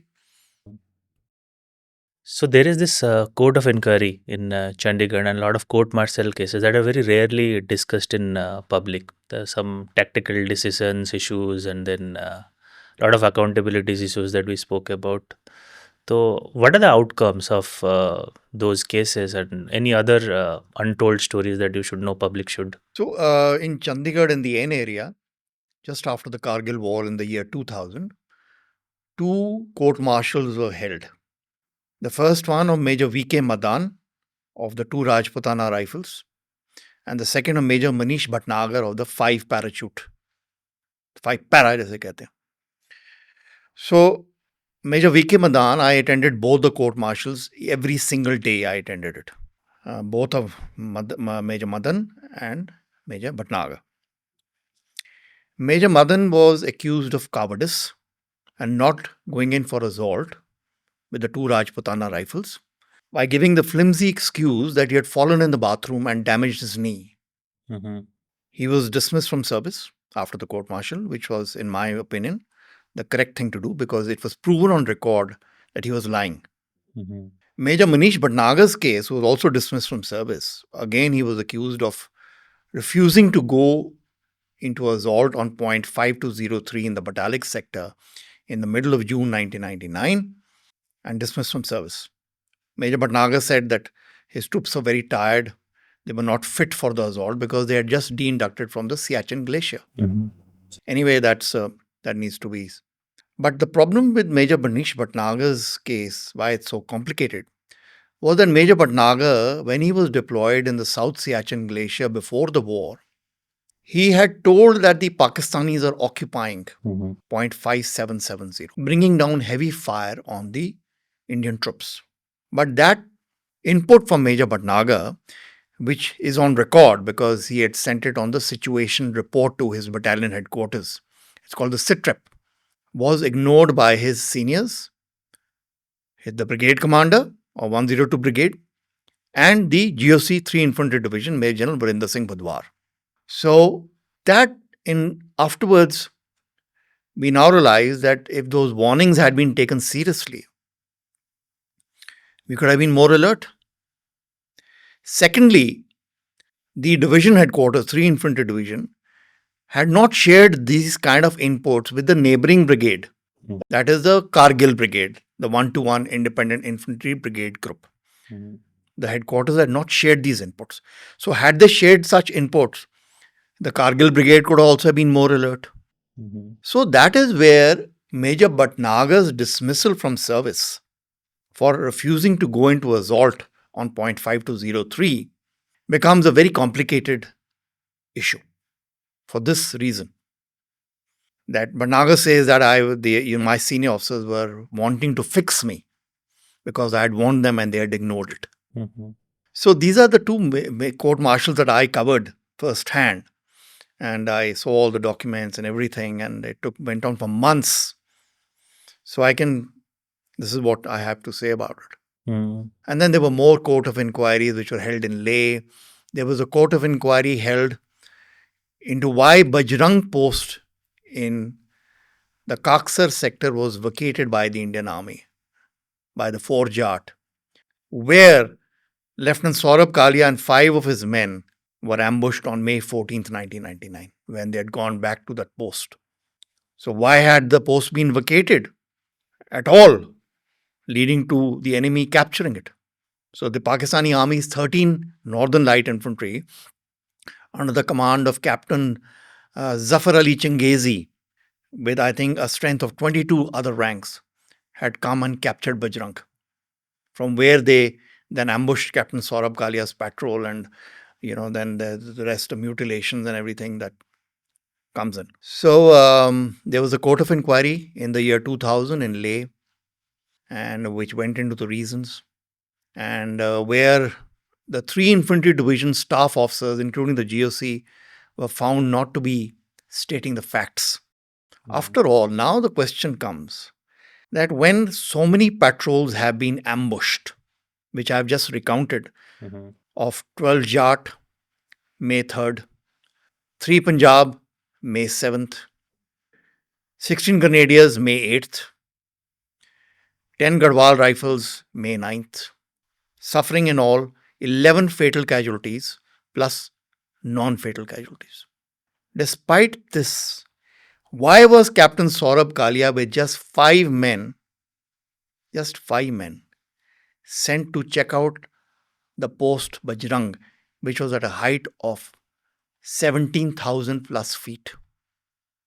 It was at a point called the southwest spur of point 5299.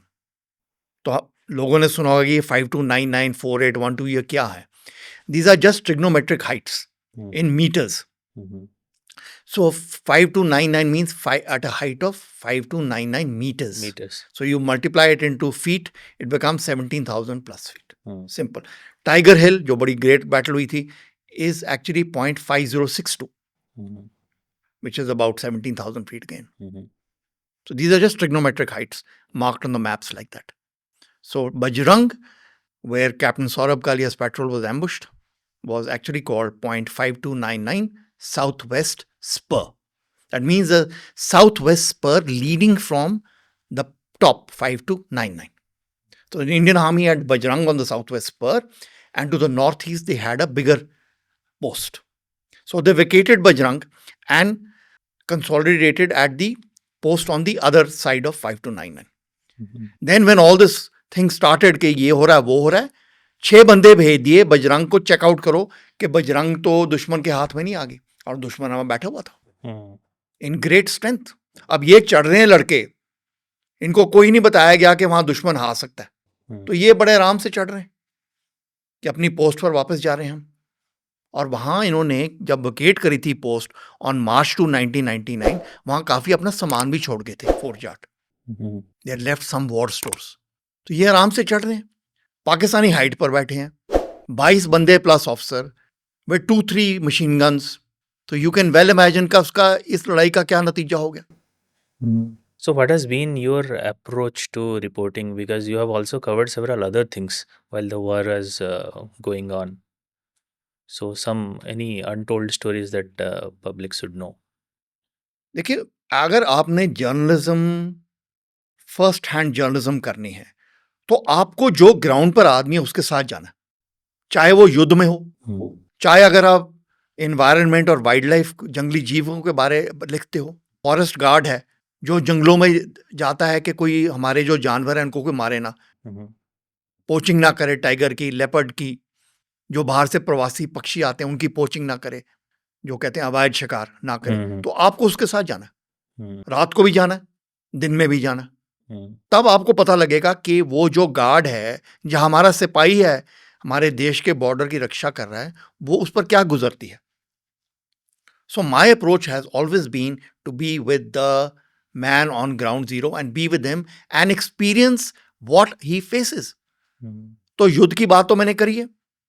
Kashmir में क्या हुआ, श्रीनगर के बाहर एक बहुत बड़ा लेक है जिसे कहते हैं वेटलैंड, होकरा, जहां हजारों में सर्दियों में बतखें आती हैं, साइबेरिया से, मंगोलिया से, चाइना से, लद्दाख से, तिब्बत से, और वो सर्दियों में होकरा में आती हैं। तो वहाँ क्या हो रहा था कि ये नगीन और डल लेक के जो हाउस बोट ओनर्स हैं, बड़ा पैसा है इनके पास, ये रोज़ दोपहर को आके 20 बंदे बंदूकों के साथ, वो जो दुनाली बंदूक होती है उसके साथ ये बतखें मारते थे। और इमेजिन करो वो कश्मीर में हालात उस टाइम क्या थे। मैं 1998 की बात कर रहा हूँ।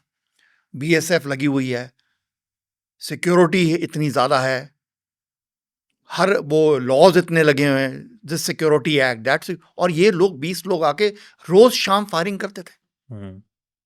तो मुझे वाइल्ड लाइफ डिपार्टमेंट के बंदों ने कहा, सर, कि पुलिस इनको श्रेय दे रही है, ये पोचर्स को, बीएसएफ भी इनको किस किस्म का श्रेय दे रही है, क्योंकि वो भी कुछ नहीं कर रहे।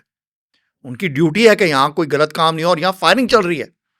तो मैं फिर चले गया एक शाम होकरा, और मैंने जब इनको रोका और उनको पूछा कि आपका परमिट क्या है, तो ये 20 बंदे, मैं अकेला, बंदूकों के साथ मुझे घेर लिया उन्होंने। और अगर मैं उस दिन घबरा जाता तो उन्होंने उस दिन मुझे रगड़ देना था। मैं हटा नहीं, मैंने बोला आप परमिट दो, तब मैं आपको अलाउ करूंगा यहाँ आगे करना। उतनी देर में पुलिस आ गई, हंगामा मच गया वहाँ कि यह क्या हो गया। पुलिस इनके साथ मिली हुई थी, पुलिस उनको चलो बंद करा के, शिकार बंद करा के उनको थाने ले गई, पुलिस स्टेशन परिमपुरा। जब मैं रात को परिमपुरा पहुंचा हूं कि इन्होंने एफआईआर करा है कि नहीं इनके खिलाफ, तो पुलिस ने क्या किया, पुलिस ने गेट बंद करके मुझे अंदर घेरा डाल लिया। अब पोचर 20 और ये पुलिस उनके साथ, और इन्होंने अब मुझे पकड़ लिया। अकेला मैं हूं, मेरा टैक्सी ड्राइवर, पर मैंने अपनी हिम्मत नहीं छोड़ी। मैंने बोला तुम मुझे अपने सारे नाम बताओ। पुलिस को बोला मुझे एफआईआर की कॉपी दो। ये घबरा गए कि ये बंदा हटता नहीं है, तो इन्होंने मुझे फिर उसके बाद कुछ किया नहीं। अगर मैं घबरा जाता उस दिन, तो उस दिन उन्होंने मुझे लिंच कर देना था, क्योंकि अभी ऐसे आ गए थे, मेरे को पीछे से धक्का मार रहा है। अब मैं कह रहा हूँ देखो पुलिस स्टेशन में ये मेरे साथ ये बर्ताव हो रहा है। पर ये हुआ कि इतना हंगामा हुआ, अगले दिन आके मैंने लेख लिखा इंडियन एक्सप्रेस में कि ये बंदे हैं, ये शिकार चल रहा है, अवैध पोचिंग चल रही है, पुलिस इनका उनको श्रेय दे रही है। उसके बाद वो पोचिंग बंद होगी होकरा में, सब बंद होगी। तो ये भी एक कश्मीर कॉन्फ्लिक्ट जोन की रिपोर्टिंग थी। और जब मैंने ऐसी स्टोरीज लिखता था कि हमारे जानवर हैं, जंगली जीव हैं, उनको ऐसे गलत मारा जा रहा है, तो ये जो पुलिस ऑफिसर को और ये ब्यूरोक्रेट होते थे, कहते थे आप चिड़ियों की बात, आपको ज़्यादा फिक्र है, यहाँ लोग मर रहे हैं क्या। वो अपने आप को कवर अप कर रहे थे, अपनी असलियत को छुपा रहे थे, क्योंकि वो इन्वॉल्व थे।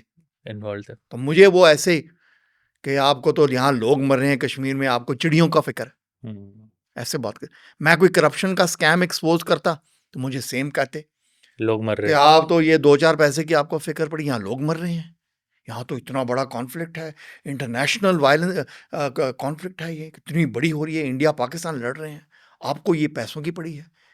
मतलब अकाउंटेबिलिटी लेना नहीं है। अकाउंटेबिलिटी। तो मेरा तो ये था कि मैं लोगों की जो प्रॉब्लम्स हैं उनको मैं सामने लाऊं।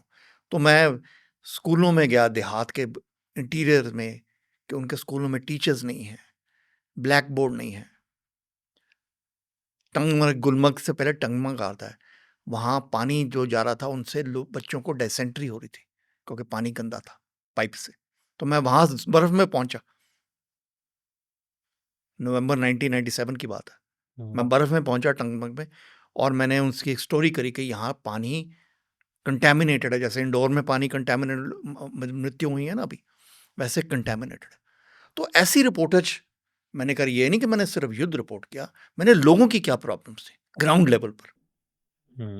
अभी चंडीगढ़ में wild life institute of India Dehradun ने वाइल्ड लाइफ सर्वे किया हमारी सुखना वाइल्ड लाइफ सेंचुरी का। तो मैं उनके साथ 2 दिन रहा।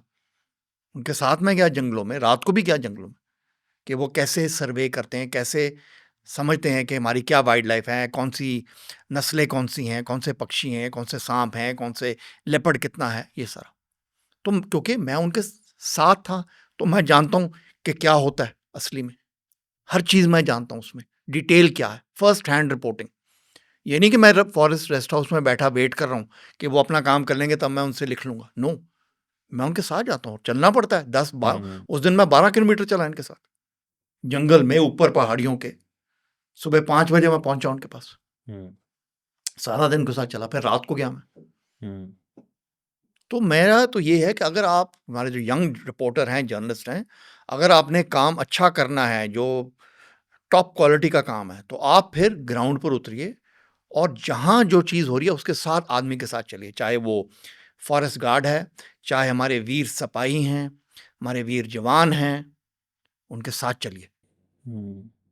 उनके बच्चे भी आपका जब लेख लिखेंगे या लिखेंगे, आजकल क्या रिपोर्टिंग दिखा रहे हैं जम्मू कश्मीर में, ये रिपोर्टर अपने आप पर वो प्रेस लिख के कह रहे हैं ये एनकाउंटर चल रहा है, हम एनकाउंटर के पास हैं। वो कहीं एनकाउंटर के पास नहीं है, वो तीसरे कॉर्डन जो लगा होता है उसके बाहर हैं। वो ऐसे बैठ जाते हैं, वो प्रेस लिखा होता है कि यहाँ गोलियां चल रही हैं, वो चल रही हैं। एक्चुअल जो ऑपरेशन में मैं गया हूँ वो तो बिल्कुल बीच में होता है, वो तो बहुत अंदर होता है। उसके लिए आपको चलना पड़ता है, रात को भी, दिन में भी, खाई में भी, जंगल में भी, कांटे खाने पड़ते हैं। उस टाइम मैं जब कश्मीर में जाता था, मेरे पर कोई प्रेस वाला नहीं लगा होता था, कोई प्रेस ऐसा नहीं लिखा होता था मेरे पर। जो सोल्जर की बुलेट प्रूफ पटका होता था इतना सा, जो इतना बुलेट प्रूफ होता वो पहनता था, और जो सोल्जर की बुलेट प्रूफ जैकेट जो सोल्जर ने पहनी वो, और वो जैकेट सिर्फ यहाँ तक कवर करती थी, दैट्स ऑल, और सारा एक्सपोज था। तो ये है, अगर आपने रिपोर्टिंग करनी है तो फिर आप साथ चलें इनके, शो के हम भी आपके जैसे, जो आपके रिस्क हैं वो हमारे रिस्क हैं। फिर उनके बच्चे, उनकी घरवालियाँ, उनके माँ बाप पढ़ेंगे गांव में बैठे कि हाँ, हमारे देखो जवान, हमारे जो वीर जवान हैं, हमारे बच्चे लड़के हैं, कैसे लड़ते हैं। ये आएगी कहानी। फिर हम सिर्फ 2-4 बंदों के बारे बात नहीं करेंगे, विक्रम बत्रा, पांडे, मनोज पांडे, 3-4 लड़कों के सैनिक, सौरभ का। No, we will speak about इतने और जवान जो हमारे शहीद हुए हैं, जिन्होंने इतनी मुश्किल बैटल फाइट की है। अब हर जवान और अफसर को मेडल तो, परमवीर चक्र तो नहीं दे सकते ना, कुछ चुने गिने मिलेगा, पर बहुत से हैं जिन्होंने बहुत बहादुरी के साथ लड़े, उनको कुछ नहीं मिला, और उन्होंने अपनी पलटन, अपनी देश की इज्जत, अपनी रेजिमेंटल इज्जत के लिए फाइट किया। तो उनकी कहानी मैं आगे लाना चाहता हूँ। मैं उनकी कहानियां लेके आऊंगा जिनको कोई मेडल नहीं मिला, उन बच्चे जो अपने पूरी जिंदगी अपने बाप के बगैर रहेंगे, कितना बड़ा सैक्रिफाइस अपने देश के लिए। उनकी जो घरवालियां, उनके माँ बाप, उनके भाई बहन, पूरी जिंदगी वो लड़का उनके घर में वापस नहीं आएगा। कितना बड़ा सैक्रिफाइस है। अगर उनका हौसला ना हो तो हमारे जवान कभी लड़ सकते हैं? अगर उनको, हमारे जवान को ये नहीं पता कि अगर मुझे कुछ हो गया तो मेरे घर वाले संभल जाएंगे, मेरी जो सेना है वो उनका देखभाल कर लेगी, मेरी जो पलटन है, मेरे बटालियन, मेरा रेजिमेंट है, वो मेरी फैमिली की केयर कर लेगी, तब हमारा जवान आगे बढ़ता है, क्योंकि उसको हौसला है कि अगर मुझे कुछ हो गया दोस्तों, मेरे घर वालों को कुछ मिल जाएगा, वो संभल जाएंगे, मेरे बच्चे संभल जाएंगे। तो मैं इनकी कहानियां लेके आना चाहता हूँ। मैंने लिखा भी है वीर नारियों के बारे, उनके बच्चों के बारे। ऐसे छोटे छोटे बच्चे हैं जिन्होंने अपना पिता ही नहीं देखा। अब जगरपुरा एनकाउंटर में क्या हुआ? रात को जब अफगानी जगरपुरा में से निकलने की कोशिश करी तो 4 राष्ट्रीय राइफल्स के कैप्टन तरुण कुमार और उनके रेडियो ऑपरेटर सवांत मक्की के खेत में छुपे हुए थे। अफगानी लेट लेट के मक्की के खेत में आ गए कि हम यहां से छूट जाएं, आर्मी के कॉर्डन में से निकल जाएं। तब एकदम आमने सामने लड़ाई हुई उनकी मक्की के खेत में, और कैप्टन तरुण कुमार भी शहीद हो गए वहीं, और उनका रेडियो ऑपरेटर सवांत भी। अब आप ये सोचिए कि दोनों की जो घरवालियां थी, अपना पहला बच्चा पेट में था उनका, दोनों के। उन दोनों बच्चों ने अपना बाप कभी नहीं देखा। अब ये देखिए, उसके लिए करेज भी चाहिए, और वॉर करेस्पॉन्डेंट भी एज ए स्ट्रेटेजिक टूल भी यूज़ हो सकता है, क्योंकि आप देखोगे रिसेंटली ऑपरेशन सिंदूर में जब जो इन्फॉर्मेशन है उसको वेरीफाई करना पड़ेगा। जब पाकिस्तानी तो झूठ बोलते हैं इन टर्म्स ऑफ क्या हुआ, चाहे वो रॉकेट हो गया, बॉडीज़ हो गया एंड ऑल दैट। तो in such cases India as a country can also use war correspondence as a strategic tool। तो आप कैसे एनालाइज करते हो, क्या होना चाहिए, क्या इम्प्रूवमेंट्स होना चाहिए, कैसे करना चाहिए एंड ऑल दैट? देखो, वॉर कॉरेस्पॉन्डेंट और जो मीडिया है in such conflicts like Sindoor, because these are short duration conflicts, 4 days, 3 days, high intensity, short duration, in which what matters is perception management or the war narrative, especially because of the intrusion of social media into the war narrative. It's now, war narrative is not confined to the mainstream media, the newspapers or the TV channels, right? Exactly. The authorized ones. It's affected by thousands and thousands of social media accounts. So, in this situation, controlling the narrative to give your country an advantage is very important. But what I thought happened in Op Sindoor was that I think our narrative control went the other way in some ways. We tried to hide too much. To the extent, for example, the loss of Indian Air Force jets on the first night, May 7th. But did this saying that we have had no losses did not have much credibility, because everybody in the international community knew that we had lost jets. So I don't think that is a very that is counterproductive, because it lowers your own country's credibility. If there are losses somewhere, you have to admit them.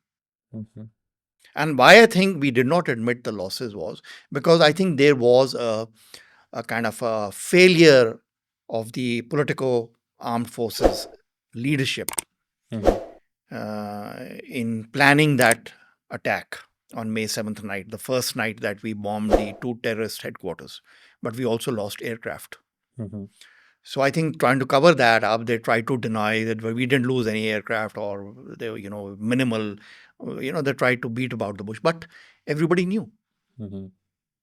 So I think that is where you need to reflect upon it. So that is part one. Part two is obviously that the other country, the adversary country or the enemy country, is going to be putting out its own narrative. This narrative is going to go to the international audiences. It's not confined to between you and India and Pakistan. The narrative is going to go to the international media, right? So you also need to be very proactive to contest that narrative and prove that your narrative is the correct one. And third aspect is that each government on both sides has to control the narrative to satisfy the people on their side. तो हमने अपनी population को satisfy करना है कि we have one, Pakistan ने अपनी population को सेटिस्फाई करना है कि we have one. We have one. अगर बोथ कंट्रीज कहते हैं कि we have one, then you can call a ceasefire. Hmm. You see, if one country feels we have lost, then the public pressure on them is very high to retaliate. Hmm. So both countries try to tell their people we have won. Hmm. And that way we arrived at a ceasefire. Both sold a winning narrative to their people. Hmm. So that is also happening in these modern conflicts, that each country sells its own narrative Yeah. and convinces its own people. So it's easier for the government politically Hmm. to come to a rapprochement or order a ceasefire or come into a negotiated settlement or a negotiated understanding or a cessation of hostilities or military actions. Because India, if we go into a prolonged conflict, would stand to lose much more than Pakistan We can't afford. because they don't have an economy. We have a very big economy. You see? So if you're stalemated against a weaker power, then you don't really win the war. Yeah. So I think we did well by tapering it off after 4 days. Hmm. There is a lot of criticism from the public and from social media that we shouldn't have ended it there. I said, no, we needed to end it there because we couldn't afford this kind of economic collateral damage. You see, civil aviation had been shut down in India. Yeah. So what is a foreign investor going to do? If he sees in the headlines, civil aviation shut down in India, drones being fired by each other's side, missile intercepted coming to Delhi, Hmm. it becomes a conflict zone. Pakistan doesn't matter. It's a strategic rentier state, which is just going to take loans from China and from Saudi Arabia and from the IMF. We are a self-respecting economy. We are destined to be a major economic power. So if you look at it from that perspective, I think the government of India did very wisely, strategically prudent to taper off the conflict. Yeah. Because then also, once the conflict escalates, then there is no control of where it will go. And both are nuclear powers. Yeah. And then China can step in militarily. Because China has big interests in Pakistan. And then what happens? We open a two-front war. Hmm. So I think people need to, that is where I think good journalism, responsible, credible, experienced journalism, not the social media, Twitter handlers and all that, Hmm. comes in and gives you a larger perspective Hmm. of conflict and war. That's where I think what is called legacy media, which is under a lot of criticism or whatever now, it does have its value Hmm. because it has credibility, it has filters, it has a hierarchy to account for. I can't just publish anything in the newspaper or that. Anyway, it goes up a hierarchy. Whereas a social media Twitter guy can put on anything, Yes. appeal to popular sentiment Hmm. and say, नहीं हमें तो उनको पाकिस्तानियों को छक्के छुड़ा देने चाहिए थे, उनको खत्म कर देना चाहिए था. We should have wiped Pakistan off the map. Pakistan off the map wipe नहीं होने वाला. वो न्यूक्लियर पावर है. Hmm. चाइना उनके साथ है. अमेरिका भी उनके साथ रहा है. साथ है. Hmm. तो ये लेगेसी मीडिया जो जर्नलिस्ट हैं, जो क्रेडिबल जर्नलिस्ट हैं, जो प्रोफेशनल जर्नलिस्ट हैं, जो एनालिस्ट हैं, वो लोगों को समझा सकते हैं Hmm. ये एस्पेक्ट्स के बारे कि ये सिर्फ तोपें फायर करने वाली बात नहीं है, इसमें बहुत कॉम्प्लिकेशंस हैं. Hmm. हाँ, जैसे आप देखोगे अभी जो रिसेंट यूएस ने कैप्चर तो नहीं किया, अटैक किया वेनेजुएला पे. पब्लिक सेंटिमेंट ये बोल रहे हैं हम भी बांग्लादेश को अटैक करते हैं, बट दे डोंट अंडरस्टैंड कि कितना ऑपरेशनल एक्सपेंसेस है and the cost of other things that lies behind. तो पब्लिक को जस्ट उनके हिसाब सेंटिमेंट के हिसाब से प्लीज़ करना is not the government's job और the army's job. But how do you think the media briefings were during Ops Sindur? Was it carefully, strategically, wisely done? I think they were quite sober and they did put out quite a few facts and they did not resort to too much rhetoric and all that. But it's a controversy. There is a perception or a theory that who won the narrative war, Hmm. who won the war of narratives. So maybe we could have been more proactive, Hmm. maybe started the narrative earlier. Pakistan started the narrative very early. Even in 2019 Balakot bombings, Pakistan started briefing the international media early in the morning itself. Mm. So we need to be quick on the narrative. And since we have to deal with social media and public perception, which comes through social media, it's not just people in India and Pakistan. People abroad are also sitting on social media and putting their versions. So we need to also have a strategic framework or a strategic way of how to tackle social media in short, high intensity conflicts like Op Sindhu. Mm. So I'm not fully convinced that we won the narrative war. Mm. Although I think militarily we defeated the Pakistanis. Mm. Because it was the Pakistani director of military operation. He was the one who called us for a ceasefire Yeah. in the morning of May 10th. We didn't ask for it. And our Director General Military Operations, Lieutenant General Rajiv Ghai at that time, did not speak to him Mm. in the morning of May 10th. He only spoke to him at 3:30 in the afternoon, kept him waiting. So who asked for a ceasefire is the one who's been defeated. Yeah. And what happened in Sindoor was that Pakistan's lack of geographical depth was exposed. Mm. Long range cruise and ballistic missiles like BrahMos and Spice and all these, we went back into Indian airspace out of the range of Pakistani air-to-air missiles fired by their Pakistani Air Force aircraft. उसकी range से बाहर आ गए, पीछे हट गए हम और पीछे से हमने फायर मारे.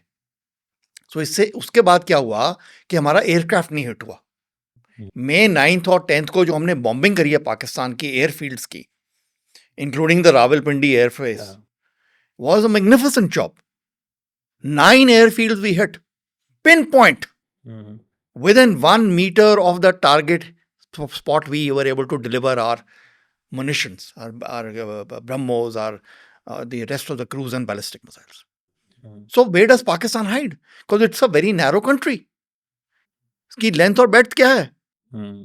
रावलपिंडी में जो आर्मी चीफ है, वो बंकर्स में बैठे हुए थे डर के मारे. Pakistani President Zardari has now revealed that he was advised by his military attaché that, sir, please go into the bunker.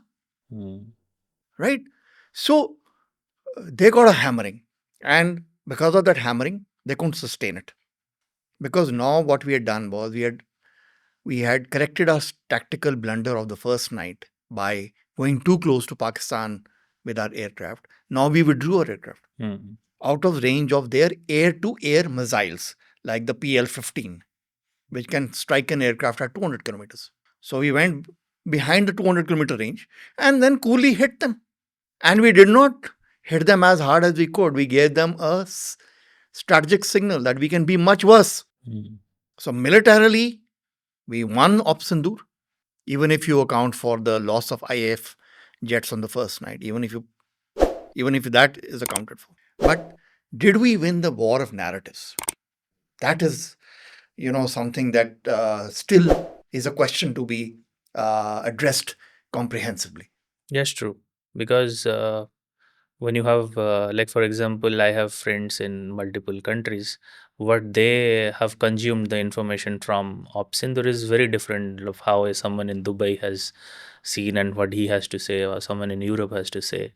So it's very different. So narrative wise, तो शायद पाकिस्तान का लाइज ही ज़्यादा बिका इन ए वे.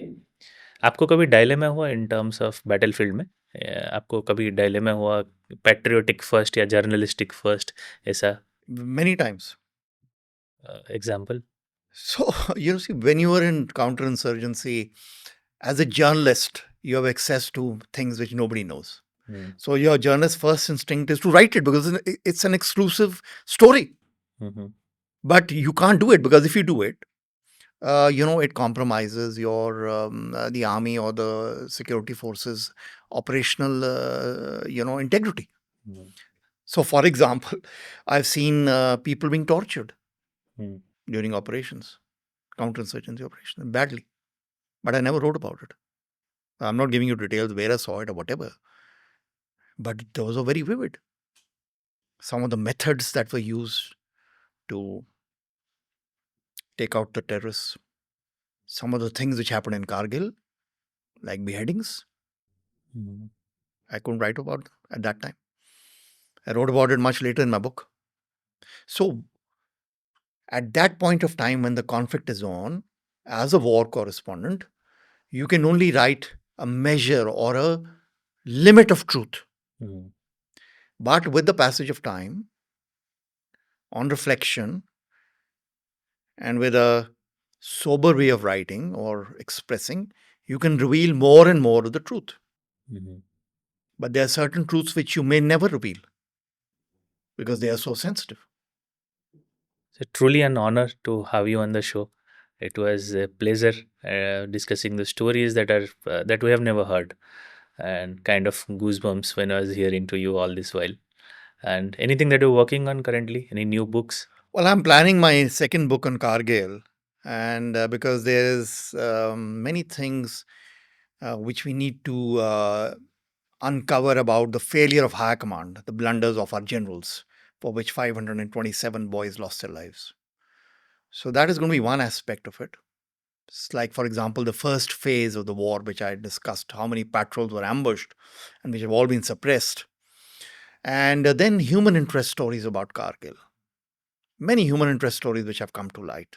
For example, of uh, Lance Naik Ganendra Rai Mhm. of the 111 Gorkha Rifles. Alone, that man penetrated the Pakistani bunkers alone.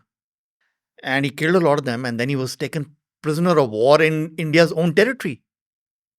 And he had been shot twice. Goodness. And they were going to shoot him when a Pakistani major came and said, "Isko marna nahi goli. Isko hum wapas le jayenge POK." Mhm. And he said, "No, I'm gone. Because they'll take me to POK and torture me like Saurabh Kalia and mutilate me." Mhm. And then what happened? Our Bofors started opening up.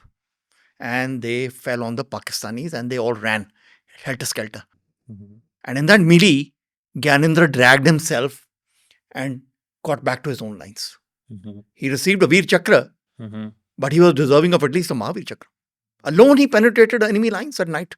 So I've written about it in a newspaper article last year, but I want to expand it in my book. Mhm. You know, it's an amazing guy who was taken POW in his own territory and escaped from their clutches. And what a saga of courage. He was retired as the honorary captain, Gyanendra Rai. So this guy, and then Shobita Asthana, the brave wife of Colonel Amul Asthana, was in Delhi with two little boys, and she arranged supplies for him for his battalion from by buying them from Delhi, which were critical for the war effort, like medicines, flagyl medicine, which was for nausea. The army didn't have it at that time, so she bought it in Delhi and sent it there. Plastic water bottles, containers. She bought. Her father got them from I think Chandni Chowk and had them airlifted to Batalik. Mhm. Those old phones जो railways नहीं use करती थी वो उसने खरीदे चांदनी चौक से और भिजवाए बटालिक में अपने हस्बैंड को फिर उन्होंने वो यूज किए उसके साथ लाइन लगती है लंबी तो Mhm. From where Asthana and the boys are fighting on the battle they put those phones and the lines went back to headquarters and they were able to coordinate with the artillery and the headquarters अचार भिजवाया Mhm. शोभिता's relatives run a pickle factory. तो उन्होंने अचार donate किया वो airlift करवाया तो शोभिता अस्थाना सुबह 4 बजे अपने दो छोटे बच्चों को लेके मारुति 800 में लाल रेड रंग की होती थी she used to drive to Palam airport and there she would look for troops और officers who are flying to Batalik sector and give them that सामान और शोभिता रात को सोती नहीं थी आप कहते हैं ना नींद नहीं आती सोल्जर को Mhm. शोभिता को नींद नहीं आती थी वो सारा रात गायत्री मंत्र पढ़ती थी क्यों क्योंकि उसको पता था मेरा हस्बैंड रात को लड़ाई में जाता है Mhm. Is to attack at night so उसको ये फेयर था कि अगर मैं सो गई और गायत्री मंत्र पढ़ना बंद कर दिया तो मेरे हस्बैंड को कुछ हो जाएगा तो सारी रात वो गायत्री मंत्र पढ़ती थी so these are the stories I want to bring out in detail Would be amazing and looking forward to it. And thank you so much. Thanks for your time. Pleasure to be with you and it's been wonderful to be able to express these not just the aspects of battle and war but also aspects of journalism Yeah. you know, which I've written about in my book about failures as a journalist. So I think if any journalist wants to cover conflict or war in India, maybe he could just take a look. There is ready hand experience. Yeah. We'll put out the link in the description. Looking forward to your new book as well and all the best. Thank you very much, Janmijay.